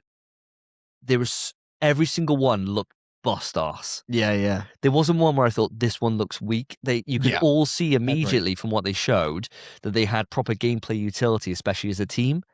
And I thought, right, we're teams of 3 in this game. It's going to be really fucking cool to see the different combinations that people put together. Now, in terms of those shells, which one, and don't have to worry about remembering the names, obviously we're going up with our notes here, but which ones and abilities really stood out for yourselves as ones that you were thinking, right, this is kind of maybe the style I might veer towards? Obviously, when we play it, that's when it kind of cements itself in, doesn't it, when you get your hands on the triggers? But what's your initial thoughts? Spence, got anything? Okay, so there was 2 builds that really caught my eye, but the one I'll go for is just my typical archetype of character, which is the agile one. Okay. There was the one shell where their slide goes further, goes faster. They can kind of, I can't remember much else they could do, but I think they could combo all their movement abilities together, couldn't they? Yeah, they had like this overcharge thing where they could just go crazy. I love a fast character. Itzy, rest in peace. Rest in peace, Itzy. Bust ass. My kills was sick. I want that again. Agile. I just love fast characters in everything I play. I love going for that kind of build. So that is 100% a bit of me, and I'm so curious to see what kind of things I can attach to that character to make it stronger. Yeah. Who knows? Who knows? Skies are endless, bro. What about yourself, Mr. Hall? You've got one that springs to mind? Well, considering I play Door in Concord and I like the healer / shield build, there was a couple of different shells within Marathon that I should have been attracted to. But I've crossed the river into a different Oh, yeah. sort of setup here. I like the Spider-Man character. Oh yeah, the Looked Pathfinder one. crazy, man. Like swinging around like Spider-Man Oh, within sick. a first-person shooter. Yes, please, sign me up. Can't wait to have a go at that. Am I going to be good at it? Probably not, but it'd be fun. Yeah, what I found when I watched that shell video is that a lot of the archetypes are like fusions of Apex characters. Yeah. Like that one you were mentioning about the grapple, it was like, oh, it's Pathfinder, but then it's also something else. And it's Yeah. like, oh, okay, it's like two things. There was one of the legends which had I can't remember which one it is now, but they had the ability that they would like, I think it was one of the recon ones, where they had like a little drone that would then stop that would like scan people so you could scan stuff, but they could also overheat weapons so they can't like shoot or run. Mm. And it's like, okay, we're just mixing Bloodhound with that fucking old dude that I use in Apex Legends that does the exact same thing. And I think this is fucking cool. Like there's It is lots cool. here. Yeah. For me, there was two builds that I really, really liked that I jumped to straight away. The first was the shield guy, the guy with the Cool. shield. I like playing Newcastle. I like that kind of ability where you can kind of shut down space and be that pain in the ass that then normally works well with you, Spence, because you're so agile Yeah. that I can hunker down, take a bit of damage, they can then come in. But also looking at it, the rocket launchers on the back, reminding me quite a lot of Rocker from Concord. I was bust out that character. So it's like, right, okay, this is a nice little fusion here. But I know myself more than anything. I like being a support guy. That's kind of just what I tend to do. And so I'm going to go for the character that's most like Conduit in Apex Legends, which is the combat medic, right? Yeah. And so with that, you could heal people. You could then have a bot where you throw out, and then everyone that has a bot, if I use an item, you guys get to benefit from the item as well, right? So it makes sense to me chuck bots on you guys. You load me up with all your items for healing. I'll just keep us alive, right? You guys do the heavy lifting. I'll be there joining you too because I can power up my weapons, but we'll work as a tight little unit and I'll keep you guys going. We're getting to the end game. We're extracting, right? I'm going to need you, And I think. When I'm swinging about like Spider-Man. he swings I'm off a mountain. Yeah. Oh! So I think that the shells video, well, I think that initial 30-minute video they put out was like a huge selling point for a lot of people Yeah, in terms of massive. really turning them. Yeah. And then since then, it's like, right, they're just cranking out the stuff now. Like we went for such a long time not hearing anything, and now we're getting such a constant drip of information that it's hitting everything right for me. And I completely agree with you guys. I'm so in for this day one. I can't wait. I really can't wait for this. I really can't. The thing that would suck would be if we play it on that opening week, on that launch weekend, and we hate it. Yeah. Yeah. I just can't imagine that reality though. I can't imagine it. It's crazy because a few months ago before we saw any marathon, we were talking about how Bungie was the worst purchase Sony have made. Yeah. And now I'm like, Yeah. bro, this game's going to be so sick. Yeah. Yeah. The 180 is insane, man. Yeah, Yeah. Yeah. I'm keen. There was one shell we didn't talk about, which was the other shell that I was interested in. Oh, which go on. was the stealth shell. Oh, you like that one, did you? Yeah. Yeah, man. I don't mind a bit of stealth. And the thing that put me off about it was the smoke screens. I don't fuck with smoke screens. I think that's pussy shit. Oh, I like smoke But screen, mate. Going invisible, I'm fine with that. And you can be a bit sneaky. Imagine hiding in a room just in the corner playing solos. Someone fun comes in to loot something. Bat, dead. Yeah. That's my shit. Extract. I'm gone. See you later. Queue up the next game, bro. Queue it You're up the next admitting that one. now to the people watching, Damn, the people listening. Check your corners, mate, because I'm in one of them. Yeah, 100%. And all you got to do is a passive. As if it activates if you stay still or something. Yeah, bro. You just be on that proc chat over here, like on Predator. Yeah. Over here, I'll move to the next corner. turn around. Great, mate. Yeah, that'd be fun, man. Yeah, it looks fun, but smoke screen's pussy shit. But it activates your invisibility, so I'm about it. It's fine. I just think the sky's the limit with this, and I'm glad to see that we're all going to be going in as a trio. But guys, I'm sorry to say it's never going to be Concord. So we need to look for something else within this game. I know we've referenced it quite a lot by talking about this game and talking about the similarities with characters, but this will never replace that big hole in our hearts. I've got to be honest, but I think it's going to be better. I think it's going to fill the hole. I think. Yeah. I think you know That the hole's same- going to burst. You know the bro. same way you end a relationship with a girl and you might come out of it, it might be a bad breakup, and you think there's no one going to be like her, no one ever again. You meet the next girl and she's fucking flames, and you're like, yeah, who was that last girl? Yeah. That's what this is going to do to Concord, Okay, man. okay. Even though it will still hold a special place in my heart. But Yeah. it's going to be one of those ones that be like the girl that got away, but it's actually the girl that got locked in prison and executed, and we never saw her again. Yeah. But we And still, you only dated her for 2 weeks. but we still bought a copy of the game. Yeah, sealed. Yeah, sealed. Yeah. Pride of place. Yeah, which we bought after the game shut down. We bought it like 2 weeks ago. Yeah. Best 20 quid I've ever spent. Yeah, fucking keeping that. I'm going to be retiring on that. Hoo-hoo, Let's baby. hope. Let's hope. So we're round to the final piece of quick news. Ooh. Let me just get my impression. And here we go with my impression. With great power comes great responsibility. I wonder. Quick news. So, guys, got a little bit of news around a new movie. I said I was going to talk about series and movies, and now we've got the movie in the second part of the news. And this movie I'm talking about, we're going back to Silent Hill, guys, and we're going back on January 23rd of this year. So it's really, really soon. Round the corner. Are you ready for this? I want to ask you guys, have you seen the trailer? And are you excited to go back to Silent Hill? And it very much looks like a 1-to-1. And Spence, you said it correctly when we watched the trailer earlier. Looks like Silent Hill 2, baby. So we're going back. Are you excited? Spence, I'm going to hand over to you first. Sure. So to be fair, I very recently beat Silent Hill 2 as well, both versions.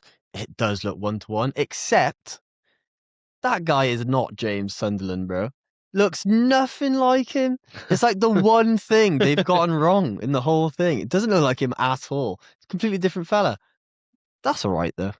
It's fine. That's okay. It's like when in Welcome to Raccoon City, Leon, completely different. Indian bloke. Yeah, not Leon at all. Racist. Well, not racist. Literally, not even just he doesn't look like him. He's a different race. Like, couldn't be further away. He also doesn't act like him. No. No, at all. All they would have to do to be the only place it could be further away is if it was a woman. Yeah. As Leon. That is literally it. That is the only. And that would be fine. Yes, that would be Yes, great. it Leona. would be fine. Yeah. That is crazy, mate. But they nailed it in the original can't mention films. That guy who played Leon, he looked great. Not that that is the point. We're talking about something else, obviously. Going Do back you remember that? When they were in the underground facility in Russia? No, I might have wiped this one out of my mind. Was this a good I one or a do bad remember. one? I It enjoyed was that a one. later one. Yeah, I went cinema Probably to a see that bad one. I one thought it then. was good. I thought it was quite good. It's not the one with rain in, is it? Because that was good. Rain. Yeah, Rain. Yeah, she he did she that comes back. She's resurrected, isn't she? Is that the It's, movie with Leon in? Yeah. That's a good one, that one. Yeah, I think so. And they go in the past, and there's like all the people who died in the first film. Yeah, are in yeah, it and yeah, everything. yeah. Yeah, great, mate. Yeah, it's a good one, that one. Yeah, it's great. Like that. Good looking Leon in that. He looks a spit of Leon. There you go. I have to watch that. I have to remind myself. I haven't seen it in years, so he might look nothing like Leon now. Very homoerotic that you remember how well this Leon looks. But I remember So seeing him and thinking, vivid. oh my God, it's Leon. He's like, oh my God. I'm more remembering Jill from RE3, the third movie. Oh, no, second movie. second movie. Second movie, Second sorry, movie. yeah, Oh, she had a Apocalypse movie. smoke show, bro. Yeah. Way better. Way Way that better. sticks with me for Yeah, not better Leon. memory. Not Leon, sorry. We look for different things, man. Yeah, We look for different things in film. But the Silent Hill one, yeah, that's my only bugbear, really. Other than that, it looks really good. It just looks like a bit of me. And if it is just the story of Silent Hill 2, can't go wrong, really. Great. As somebody who's only just recently gone back and replayed Silent Hill 2, it's been a long time since I played it. Since it wasn't released, but it was a long time ago. How easy is this to adapt? Because if the thing I know about the community for Silent Hill 2 is that there's fan theories out the fucking wazoo, right? Yeah. With how you interpret some of this stuff. Yeah. So the question stands, is it an easy game to actually 1-to-1? It's a good point. It's a good question, to be fair, mate. Actually, really good question. That's what I do, mate. It depends how they do it. It's mostly the reason it's hard to interpret mostly is the dialogue's just whack. Some of the shit they come out with is just, it doesn't make sense. But then also there's the various endings. There's so many different endings in the game. Yeah. So there are just many ways to interpret it. I would like if they leave it ambiguous and let you interpret it your own way as well. But it's going to have an ending. What Yeah. one? Hey, it might have two after the credits roll. Yeah, maybe You might there get be another ending. That would be a cool thing to do, wouldn't Yeah. it? That would be sick. Yeah. I know exactly what they'd do. Oh, I know exactly what they're going to do. Dog in mate. it at the end. No chance. It's going to Yeah, end. it's gotta be, innit? It'll end with like the good ending or something, and then after the credits, it'll be him dead in the car or something. And it's all Oh, in his mind, yeah. like what happens in the game. Yeah, yeah. That would be quite sick. That would be cool. Yeah, it'd be really cool. Hopefully they do that, but it is adaptable. I think it might be a challenge. Yeah. But they're gonna have to tweak that dialogue. Dialogues, Yeah, even in the they will. remake, it is Yeah. mental. Some of the And shit they say. You can't have this. This the big thing is when it's always a video game or TV adaptation. You get a lot more dialogue because there isn't as much action, right? You can't Yeah. just have the entire thing of just running around trying to solve puzzles, right? Like you've got to speak. You know, you have to. Sounds like a great movie. Yeah, do you know what? I got quite a lot of faith in this, and that is because I'm not as tied to the Silent Hill franchise as I am to the Game That Can't Be Mentioned franchise, right? In that I've played a number of the entries, haven't played all of them in Silent Hill, and I don't have the same affinity for the franchise I do, and so what that means is I'm quite open to things. So when I watched the Silent Hill movie, the original one, I loved it, Yeah. even though it does take the story and there's similar beats. But you know they get like the Alyssa stuff kind of right. They play it, they twist it a little bit. But it's kind of there. But the Pyramid Head's in it for some reason, which Yeah. makes no goddamn sense. No, it's cool. It's though. Silent Hill. Yeah, Duh. yeah. That's exactly what they thought when they made it. They're like, oh, is this James's own his own like repression against himself for his crimes against his wife? You know. No, there's just a monster in this. Yeah, chuck him in. He's class. And I didn't mind that because I was like, yeah, do you know what? It's quite cool seeing this stuff on the big screen. And right? the scenes with him, And especially. the movie's Yeah, it's good. good. And the movie I thought was good. Like as an actual just a movie, I thought I enjoy this better than a lot of horror that I've seen. So I'm going into this with quite high expectations, really, in terms of it's the same director coming back from Silent Hill 1. And from the little video that you put out in terms of like they've just done the same approach they did in Silent Hill 1 where they've hired dancers and things like that. I'm in for this. I think it's going to be fun. I think this is a date we should do. Comes out in 2 days' time for the date of us Yeah. recording. We should all go together. Yes, let's do Oh, it. really? Much like when we went to watch Welcome to Raccoon City. Welcome to Raccoon City, because that was fun. That All was, together. it was Same- fun. Yeah, what you said, it was fun. It was Mm. fun. We had a really fun time in that cinema. You were belly laughing in that cinema. Yeah, because it was so terrible. Yeah, that was fun. I guess there's that element to it. But I don't think this movie, Silent Hill, is going to take that track. I don't think we're going to be laughing when we should be scared of this movie because it genuinely looks terrifying from what I've seen. I'm not a big horror guy. I don't watch a lot of horror films. But when I do, I get really wound up and really invested in it. So I want it to scare me. And I think it's going to do that. I There you go. really do from that trailer. Fuck me, it looks scary. Yeah, looks good, doesn't it? There you go. Well, we're all in approval on this. I think we're all giving it the thumbs up. So I mean, it's a date. it's a date. We'll put it in the diary, and by the time we come to the next episode, we'll probably have seen it. Yeah. So we'll give January you 23rd, we'll give you a little non-spoiler review. But if it is 1-to-1 with Silent Hill 2, we'll spoil it. Well, I'll just say it's Silent Hill 2. Yeah. This movie is Yeah. great. Yeah. Short, sharp review. Yeah, very good. But there you go. And I think that brings Quick News to a close, I doesn't think it does, yeah. I think that's all of it. So we're going to have to tot this up somehow. So the way we do this normally is, Spence, do you want to give us your impression, your first impression, and then we'll have a guess what it is. Sure. So my first impression was endure and survive. Do you know this, Phil? I think I know what game it's from or what IP it's from. I don't know which one. I'd have a guess, but I'm not sure. Go on, So you go first if it's a guess. you sure? Yeah. So endure, survive. I think it's Last of Us 2. Okay, so I've got to go. I think it's that IP, so I'm going to just go for The Last of Us. Last of Us 1, yeah. There you go. 1 point on the board for Mr. Hey, White. Ding, Yeah. ding, ding, ding, ding. Very big quote in that, really. There you go. Yeah, I'm pretty sure it's said in both games, to be fair, but it definitely stems from the first one. If it's said in the first one, it's the first one. Yeah. Phil, your first one then, my Oh, dude. my first one. So I gave you 2 from one game that I think both of you have played, and I played a little bit of it. So let me just do it. Fear the old blood. A hunter must hunt. I'm assuming it's said like that because I don't think I heard the game say that. So who thinks they know this one? I think we both do, right? I've got a guess. Oh, what a bullshit thing. The only caveat with this game is that you can play the system with it. I'll let you have it, mate. You can have it if you want. Is it Bloodborne?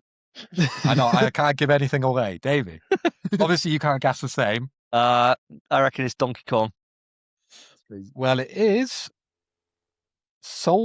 Bloodborne. Yes. Correct, Yeah, Spencer. well done, Spence. Thank you, It's mate. PlayStation royalty, apparently, ChatGPT told me.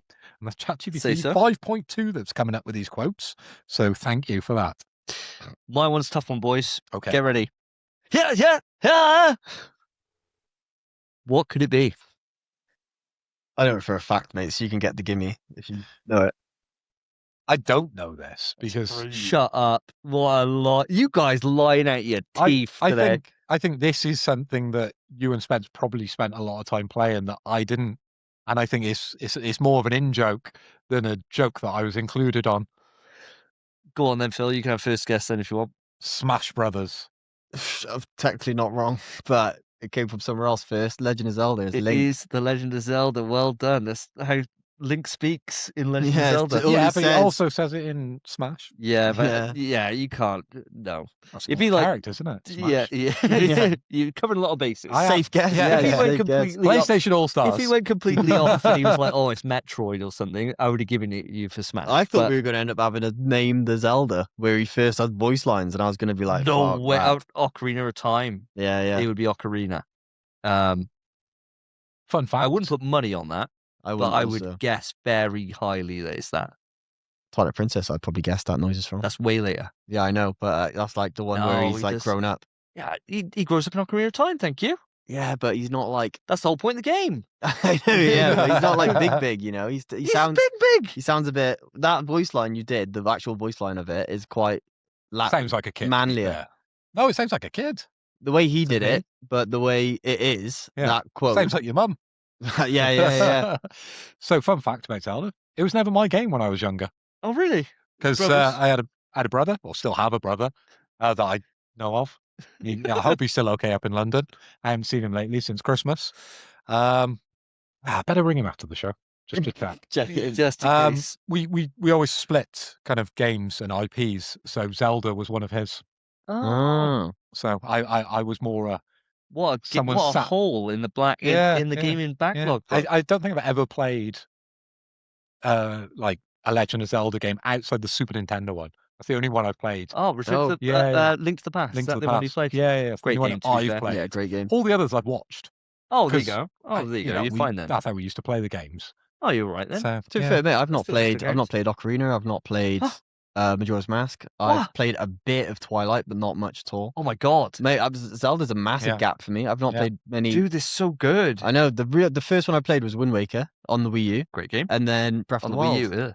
Yeah. Mate, it was good on the Wii U. It was a good port. Yeah. I had the Wind Waker Wii U, the one with the thing. But Oh, I got it nice. second hand, so it didn't come with the Yeah. game, so I had to buy it separate. At least you didn't pay Nintendo for that fucking shit console like I did. Yeah, it's pretty true. And I did.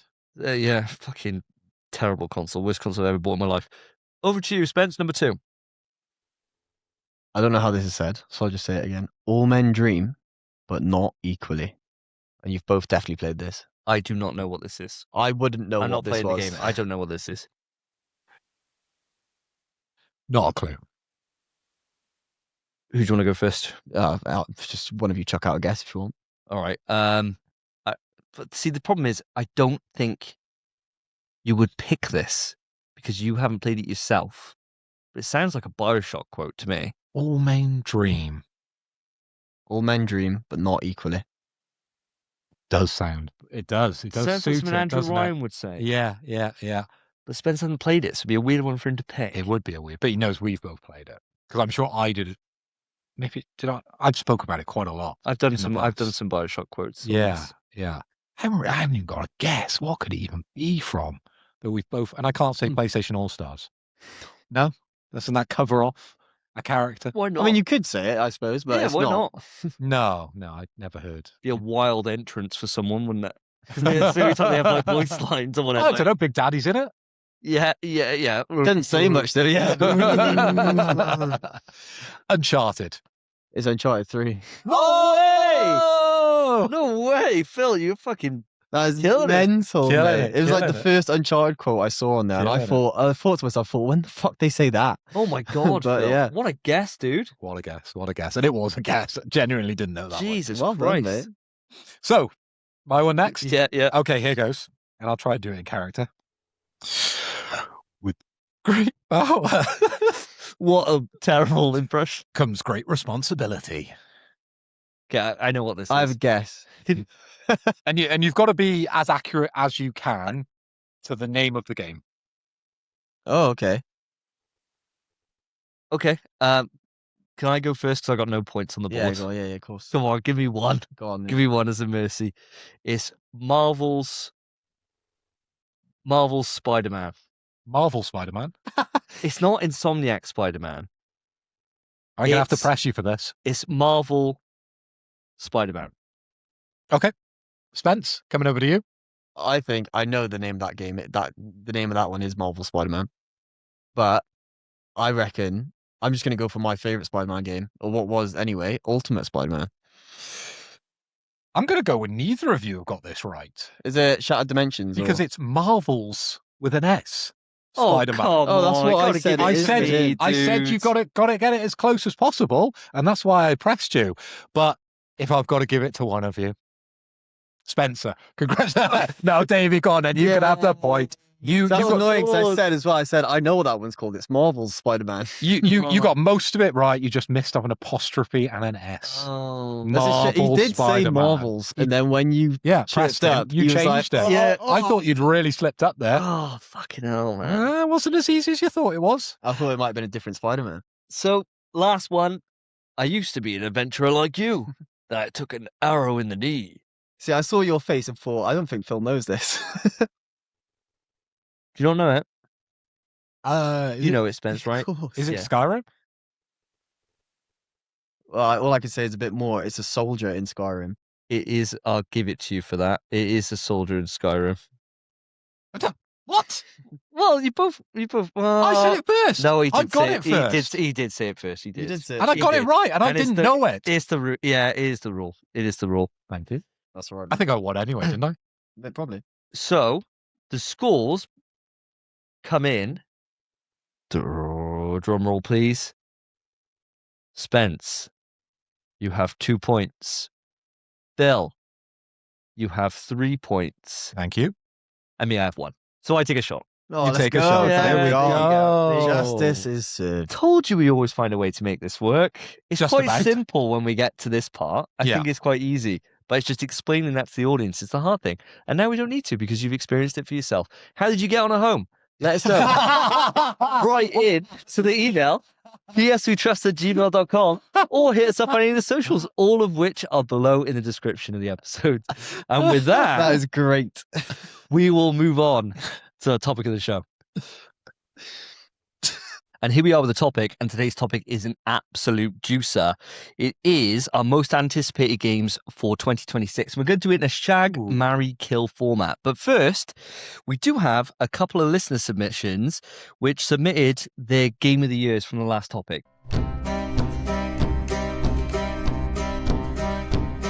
There once was a show some time ago that asked 4 questions every fortnight or so. It became so rare they weren't prepared to have a verse or rhyme. Huh! Oh God, I'm scrambling now to get a word that rhymes. So how can I wrap this up? I'll take this mail and go. Sorry. We, of course, at the end of the last episode, reached out to the audience and we said, submit your top 5s and we'll rank them. We'll do a little stinky slaps, right? Yeah. And so- an old returning section. Oh, yeah, It of is, course. yeah. So a stinky slaps works very, very simple. It's not a very complicated thing at all. It's a case of your list is either stinky, which means it sucks, or it slaps, which means it's good. So we got, just to break that down for maybe anyone who's foreign or whatever and doesn't understand what the fuck we're on about, because they haven't taught that in the English lesson yet. Stinky or slaps. It's a well-known UK phrase. It is. So the first one is from Neb, who's written in, and he says, Hi, Neb. Hi, Neb. Just found you guys and absolutely love the podcast so far. I've listened to 3 episodes now and I'm hooked. Just thought I'd leave my top 5 games for 2025. Well, thank you, Neb. Wow.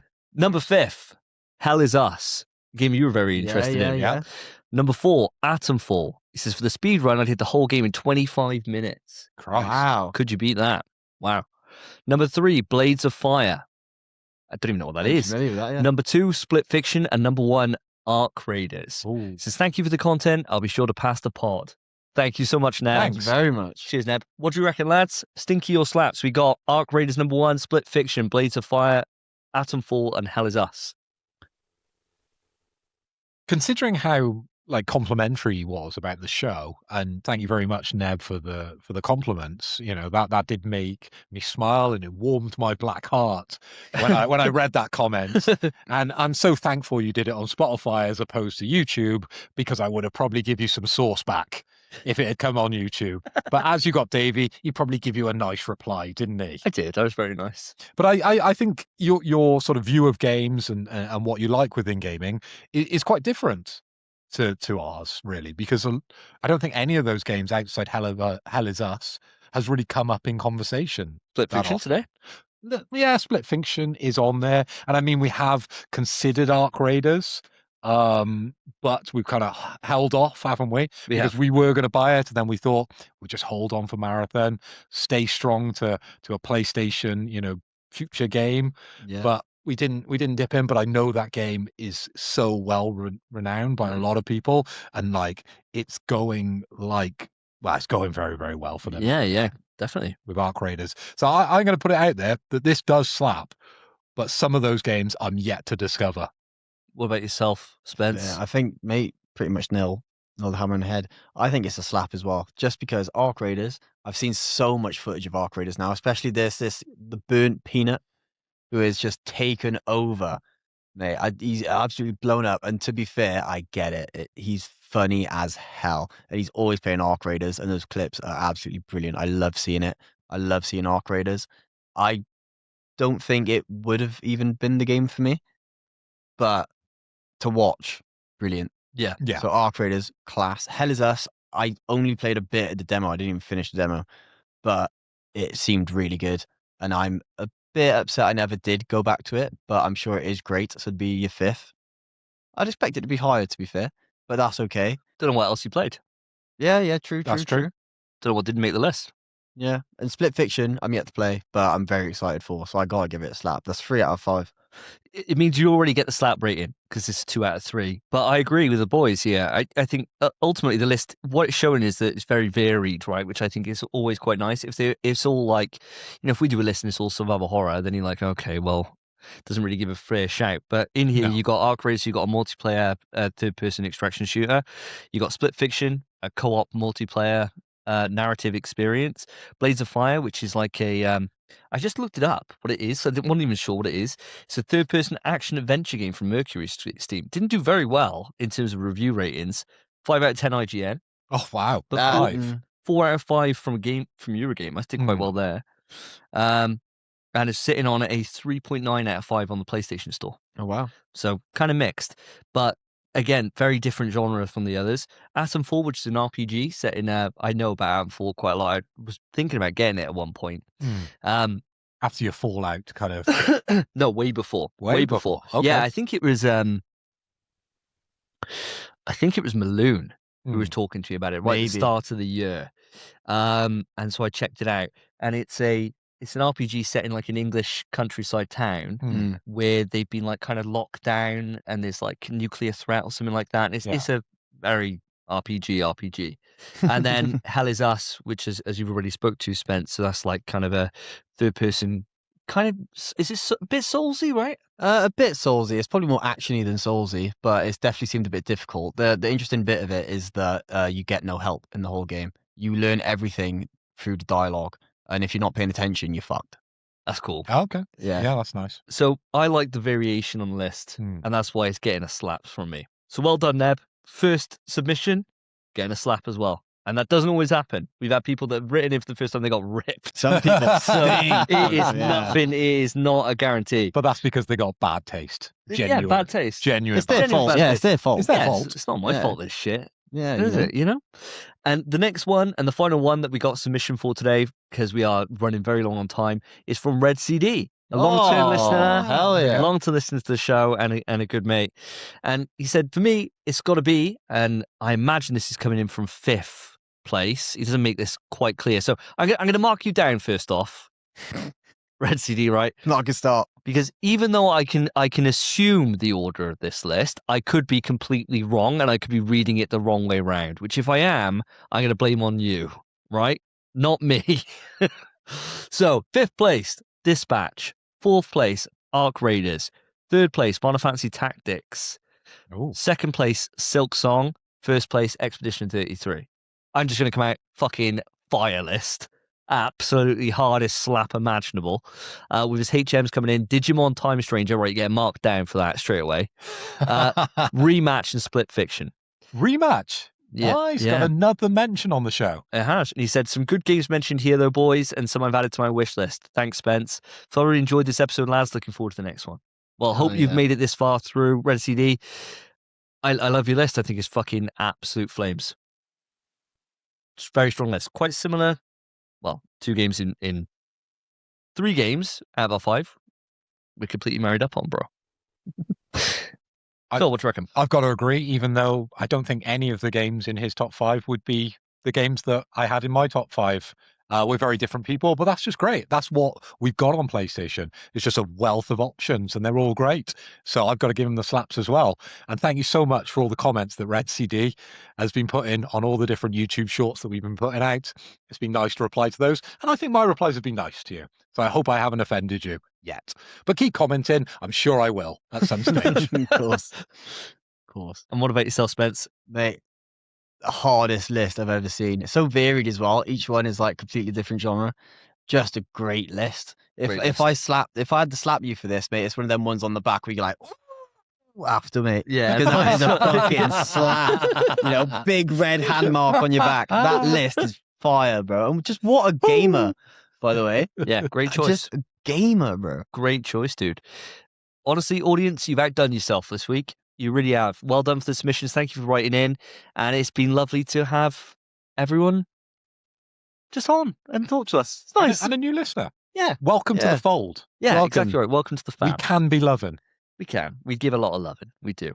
And we're now going to give our loving out the way that we know how with a shag, marry, kill. So, Spence, you always kick these off. And the rules for this audience are very simple. We cannot repeat a game that's already come out. So we can't just have the same list 3 times. And I gotta admit something here. I haven't prepped for this. Off the dome. I'll do it off the dome today. Good luck. Gives me a bit of flexibility, I think, because I know a lot of games that are coming out this year. And depending on where you guys pick, I can then throw in some curveballs. Okay. Go for it, Spence. Well, I've also not come prepared. What a shock. Oh. Really? Whoa, it'd be wild if you had. Fucking hell. But I'm not like you, where I don't know much of what's coming out this year. I don't know. So I'm a bit. Correct me if I'm wrong. I'm pretty sure, and it will be my shag if it is. We're getting a Fatal Frame remake this year.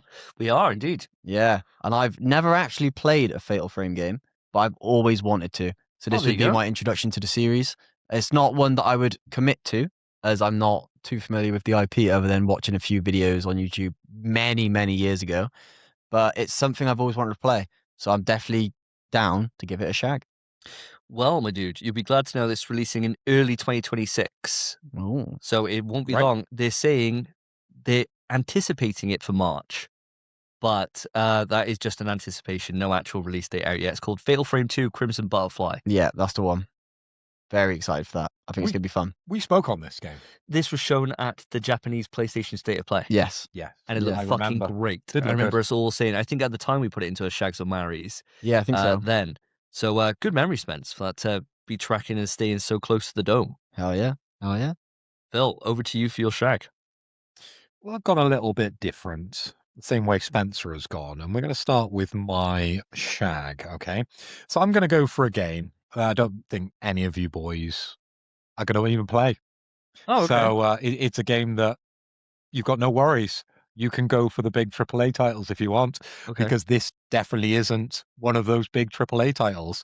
This game is Zero Parades for Dead Spires. Oh, yeah, Oh. you're well keen on I this. cannot wait for the next game from Zaum, if that's how you say the developer's name. So this is tracked for to be announced sometime in 2026. So we haven't exactly got a month, we haven't got a date, Okay. but we have got a year to keep our fingers crossed during this year. And I really, really love Disco Elysium when I played it.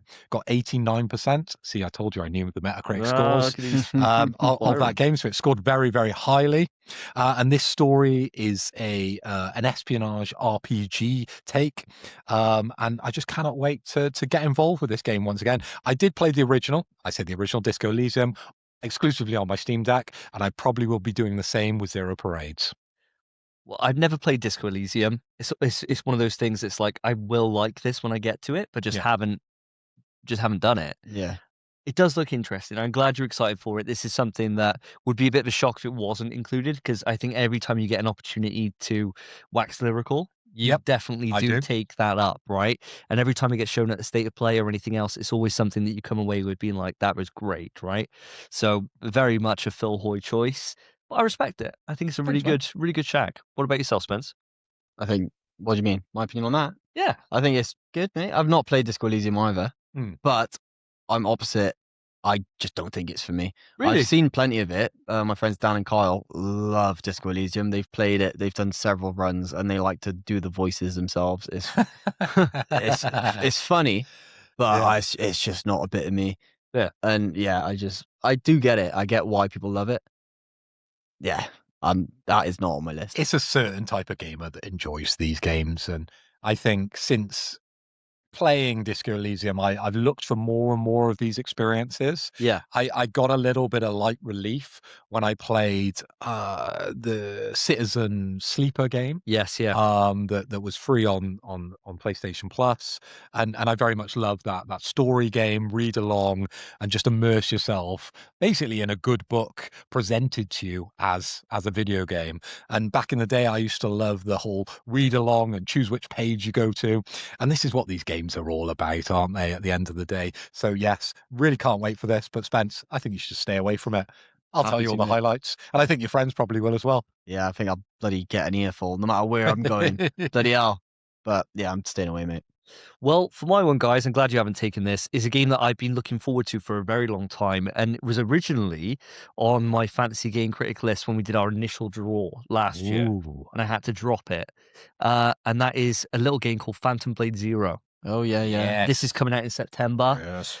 I am so into this. Everything that gets shown just looks so cool and so like just fun actiony, right? And even though I've learned that like the way that you block in that game, because if you remember one of the first trailers they showed was like blocking either like bullets or a load of attacks, and it was just like crazy Ding, ding, ding, awesome, ding, like the ding. blocking. Apparently that's just a button that you hold down and you block like that. But still, I think it just looks like just a really good action game. And Yeah. there's been a huge like influx of these lately, with a lot of like the Chinese or Korean developed games. This is one of those ilk, right? But something about it is just hitting different, and kind of scratching. It looks like Sekiro. We'll play nothing like it, and we'll play more like Black Myth Wukong, and I'm fucking cool with that. I think this is definitely something that I've got on my list. And if it isn't in my fantasy critic draw, then someone's robbed it from me. Because I really, really like the cut of this jib. So it's not on my list, but it's definitely on my radar. And I agree with you. It has something different, and I think it's the darkness of the kind of aesthetic that you see with this, and how artistic some of the shapes the enemies are pulling. Yes. Especially, they look as if they're dancing. Yeah. You know, is it does just look like me a dance. when you see the trailer? The enemies look like they're dancing around and you're just performing all these wild tricks. It looks like Devil May Cry. A little bit has that kind of ilk to it. I think it is more similar to that. Yeah, I think yeah, it is. has those aspects to it, especially when it comes to the combat. So I'd imagine it's probably going to be quite simple to play. right? Initially, but very, very deep. And that's what I hope for it. The same as Devil May Cry. It's fair. It's fair. I mean, it's not on my list. I don't think it would be Fair enough. anywhere close on my list. The thing is, if it is like Devil May Cry, I kind of only like very few games in that genre, which is like Devil May Cry, Bayonetta, and even then, I don't like Bayonetta that much. So that's it, really. You would, though. Yeah. Of course. Of course. Come on. But it's just I feel like I've been hearing about Phantom Blade Zero for ages, and again, it's just that trope that I'm getting tired of. The I'm samurai trope. Yeah, I'm Yeah. just so done with it, man. And I've not even played any of them. I've not played those games. I'm just sick of seeing them, man. There's a lot, dude. So There is a many. lot. It went from the zombie era bloody ages ago. Now it's just samurai. Yeah, we are. I'm sick of it, mate. So definitely a miss for me. Well, I'll let you know how good it is when it comes out in September, mate, for sure. Yeah. And I'll talk about it again in probably about 6 to 8 months. And then you'll hear about it for again another 6 to 8 months. It's the way it goes. It's the way it goes. Can't So- wait to discuss Ghost of No Time. So, over to our Marys then. Spence, So big deals on these now. yeah, my Mary's changed because it would have been a game, and now it's not. Oh, yeah. right. Well, Ooh, that's interesting. intrigue. Now my Mary, it's Marathon. Wow. Wow. Yeah, it's just Holy shit, really? I'm a huge so deal. keen. Your for number Marathon. one game of the year, Marathon. I really think it is. Yeah. Is that what we're saying the Mary is? I would say so. It's- Yeah. it's your most anticipated game of 2026. Oh, God. Well, mine might be a little bit different then. That's what I've got on my list. Yeah. But I'll explain myself in a second. It was a different game. Yeah. That I'm sure we'll probably talk to even if it doesn't come up on any list, we can mention it later. Yeah. But Marathon, it looks so good. It really looks good. Obviously, it might change once we get hands on that beta, but I'm really, really keen for Marathon, and I've Wow. not had a game like that in a very long time. I'm just keen to get one this year. Fucking hell, dude. Wow. Great choice. I mean, I think it's going to be one of those games that if it hits for us, it's an all-year game. Much like Helldivers was when we played that. That came out in like the early part of the year. It easy won our game of the year that year because it was just, we put so many fucking hours into it, right?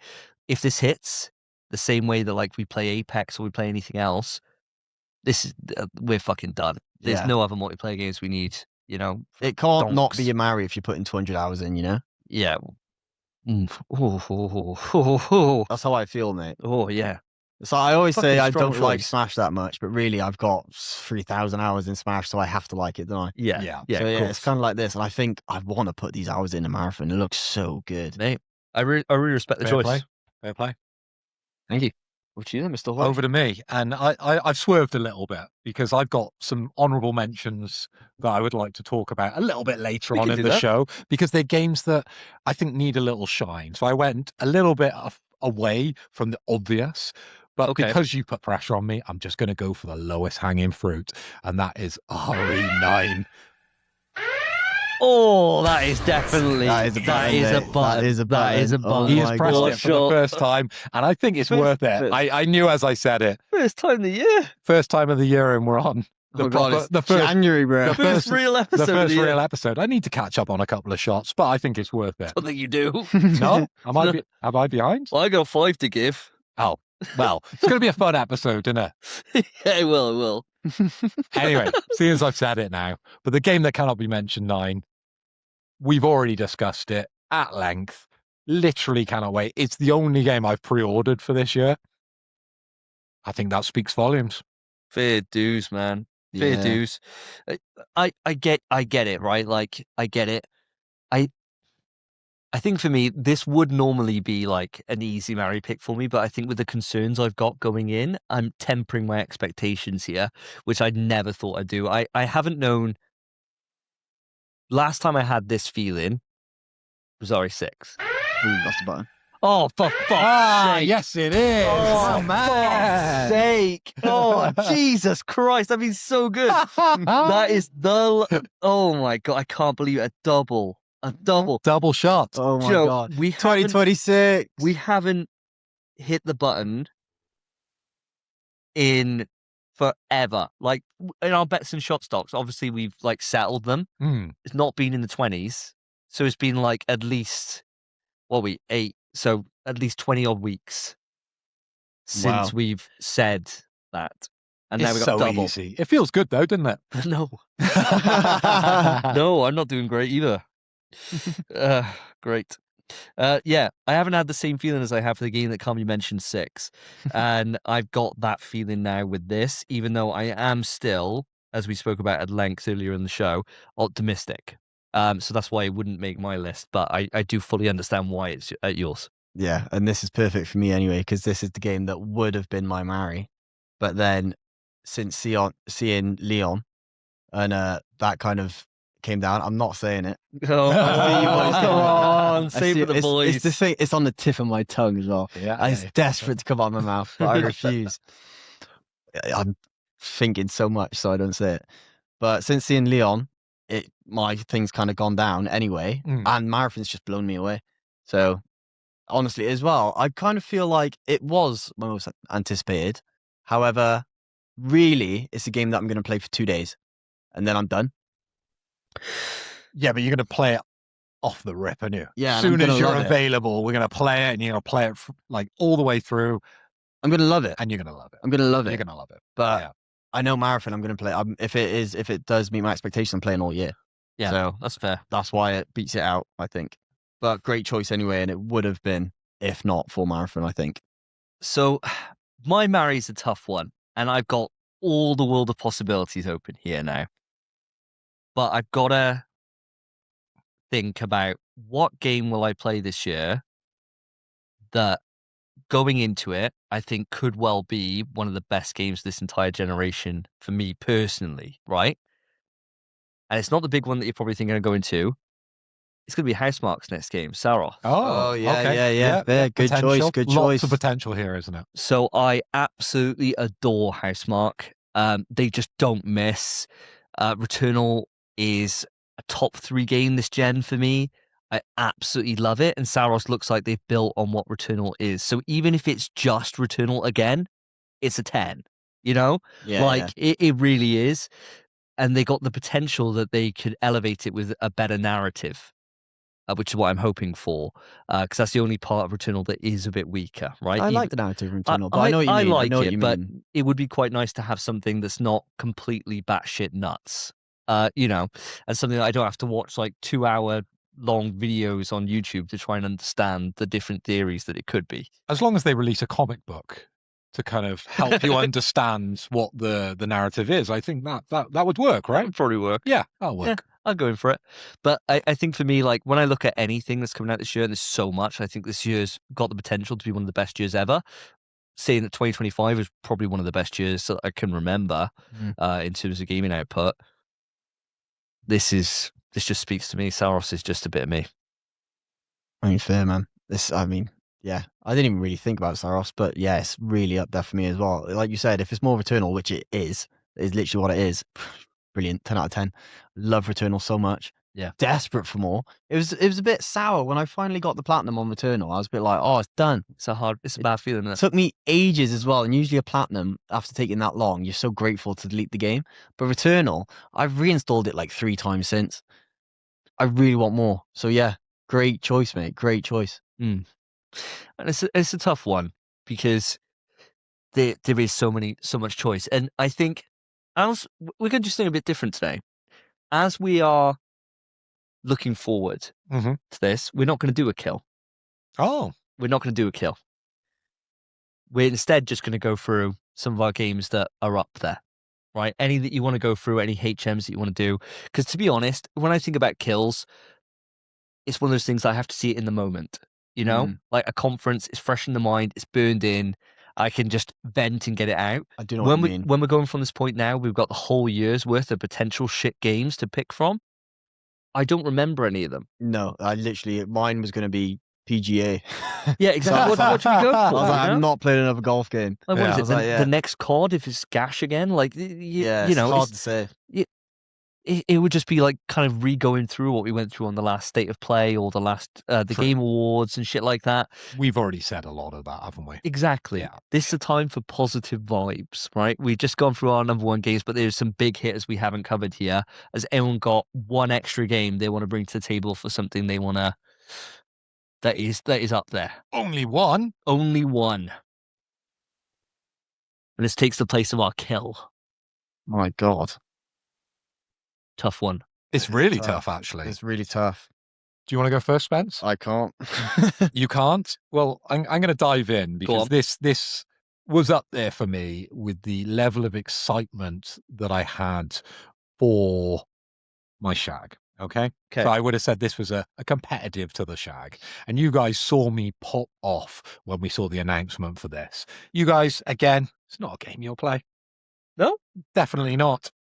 I am, of course, talking about the return of the boy, Dawn of War, Oh, baby. God. We're going back, or we're going to the future. We're going to the 40,000th year in Warhammer. Shouldn't have given you another one. Dawn of War 4, okay?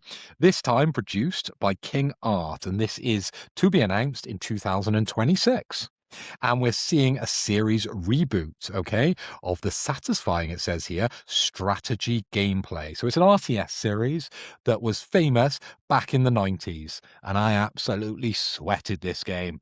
I went to competitive LAN parties where I had to package up my compact Presario and take it down to Chepstow to beat a couple of nerds and take home some PC equipment like an IDE cable. Oh my God, I was over the moon when I got that super slim IDE cable and I plugged it on my computer and I thought I was a pro gamer back in the day. Back in 2004, the Jesus. first Dawn of War came out.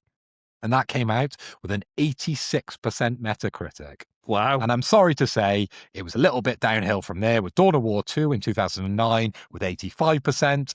And then, of course, Dawn of War 3, which we don't talk about, in 2017 with the 77% Metacritic. So I'm hoping that Dawn of War 4 learns from its past and capitalizes on what was built with the OG Dawn of War and that beautiful gameplay and that very, very valuable IP of Warhammer.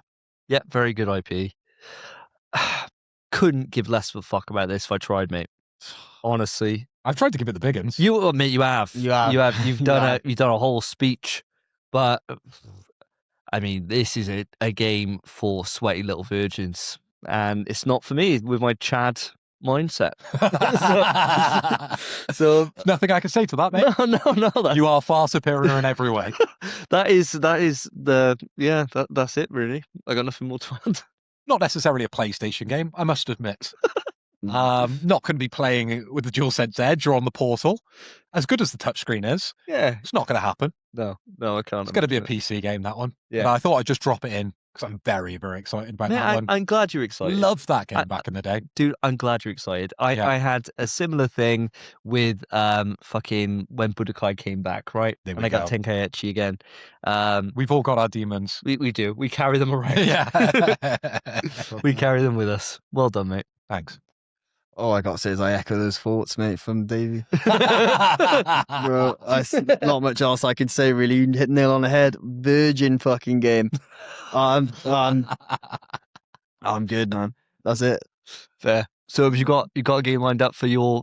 We call it your second wife, if you like. It wouldn't be a marry. This would also be a shag, I think. All right. But the issue is I'd have to buy another console to play it. Ooh. And that is the Duskbloods, the FromSoft game yes. coming to Switch 2. Very nice. More FromSoft, man. And it looked so Bloodborne. Just keen for it. Looks great. But Fair. the issue is it's not a console seller. No. So will I play it this year? If Smash gets announced, yes. If not a chance. And that is a damn shame because it does look great. Couldn't agree more with you on that, to be honest. I think this is definitely one of those ones sitting out there with like Donkey Kong Bonanza that as soon as I get a Switch 2, I'm going to be buying, right? Yeah. And checking out. I do have a little bit of concern with Duskbloods though. Like, yeah, everything I've seen about it, it's like, oh, okay, it's co-op Bloodborne kind of thing. It just gives you those vibes. I don't know why, because FromSoft generally just knock it out of the park every time, right? Yeah. I don't know why I've got like a little alarm bell going off. Because it's got Switch next to it, mate. Probably. That is why, 100%. And he's clicking fingers every time he's talking Yeah, about it. true. That is why. Yeah, that probably is why. But you're right. I mean, if it comes out and it reviews great, then fuck yeah. You know, this is one of those ones that why wouldn't I add it to the library when I do get a Switch 2 for Smash, you know? Yeah, exactly. You're definitely right. You're bang on the money. Not on my radar. This is for sweaty nerds, no lifers on their kiddie console, their little Nintendo Switch 2. So no, not at all. Doesn't register with the PC master race over here. Losers, nerds. It's fair criticism. Well, That's all I got. for mine, I got one which, you're probably expecting an audience for me to come out with like GTA, right? Like, I think that's the big one that's like hanging over us. I'm not though, because I'm going for Tokon. Yeah. Oh my god, yeah. Oh my god, I forgot about Tokon, bro. So Tokon, the reason why I didn't put it in my original Mary was just a case of I can depend on Housemarque to deliver something that I know is going to fucking blow my cock off, right? Whereas with Tokon, so crass. with Tokon, I think that there's potentially needs to be some system changes to be able to make it into the best possible version of itself, right? Which we heard quite a lot after the last beta. But I have every confidence. I'm buying it fucking day one, and it's going to be my fighting game of choice. So it means then our time is going to be split between Marathon and Tokon. So it depends on what we're doing, right? So if Phil's not around, we're not going into Marathon, I imagine, because it needs 3 of us. So we'll play some Tokon. And then as soon as Phil's back in the mix, we're rocking in some Marathon. Too busy on Dawn of War. No, fucking hell. So that is my choice for my second one. So unfortunately, GTA not getting the shine here. That didn't need to be said. No, GTA. it's a big dick. It's fine. And mate, great choice. I completely forgot about Tokon. Oh, Didn't even believe it, enter mate. my mind. What a game, bro. And I do have issues with it, same as you, but not as much as you. I don't mind it as much. I'm just super excited for it. And Street Fighter 6 is getting in the bin the second it releases. Yes, mate, yeah. I am so keen. I can't believe I forgot about it. My God. But yeah. Great choice, mate. I'm so excited. So many great games. Yeah, on the Tokon subject, I'm really keen for this one as well, which is quite rare for me these days because I've got a little bit older, got a little bit wiser, and I understand the fighting game takes a lot of time. It takes a lot of effort. And to really enjoy it at your guys' level, it takes a little bit extra time. And all those late nights you stay up, Davey, when I'm in bed, tucked up at 10 o'clock, Dreaming of Dawn. and you're there strumming away Strumming away. on your fight stick. Oh, yeah, thank you for the clarification. Strumming away on your fight stick to what, 3, 4, Oh, God, no. 5 o'clock in the morning, learning all your combos in the lab. I've got a long way to keep up, but I'm going to try and come in day one with you guys to see if I can form some semblance of an opposition when I join you guys to play. Sick. Otherwise, I'm just going to get on, forget about it, and we'll just play some Marathon. Yeah. Either way is fine. Either way is Yeah. fine, mate. But no, great choices, lads. Some absolutely great stellar picks. I think it's easy to say with the amount of games we didn't cover here, as much as like Marvel's Wolverine, fucking GTA, New bolt gun coming out. Judas. There is so many games this year that it is absolutely insane. So Atomic Heart 2. Yeah. so many games, and we couldn't have time for them all. But audience, I would love to know what you think. What are your most anticipated games? You're welcome to do them in the same format, or if you want to chuck any 3 games our way, then just let us know and we'll read them out in the next episode. Sounds good to me. Sounds good to me. Amazing. You can write to the email pswetrust@gmail.com, hit us up on the YouTube comments for this episode, or go onto Spotify and put your comments on there as well. And finally, that's it. It is. It's been a long one. It has been a long It's one. been a Yeah. massive one. We're back to like the normal kind of, well, this is an extra long one because we had big news here Yeah, we today. did, like yeah. massive Lots to talk news. And we've recorded early. We've recorded on the Wednesday, the 21st. So you're getting this a week after we've recorded it. If anything major's come out, then sorry. I guess we'll cover it in 2 weeks' time. But it's the only date that could work for us. I hope you've enjoyed the episode. If you have, audience, there's a couple of ways to let us know. You can, first off, just go onto YouTube. If you're on there, then hi. Like the video, subscribe to the channel. It really does help us out. Put a comment on there. Phil looks after those. For Spotify, Prepare for my replies. they are spicy. For Spotify, a 5-star rating or a rating on the show would be really, really helpful.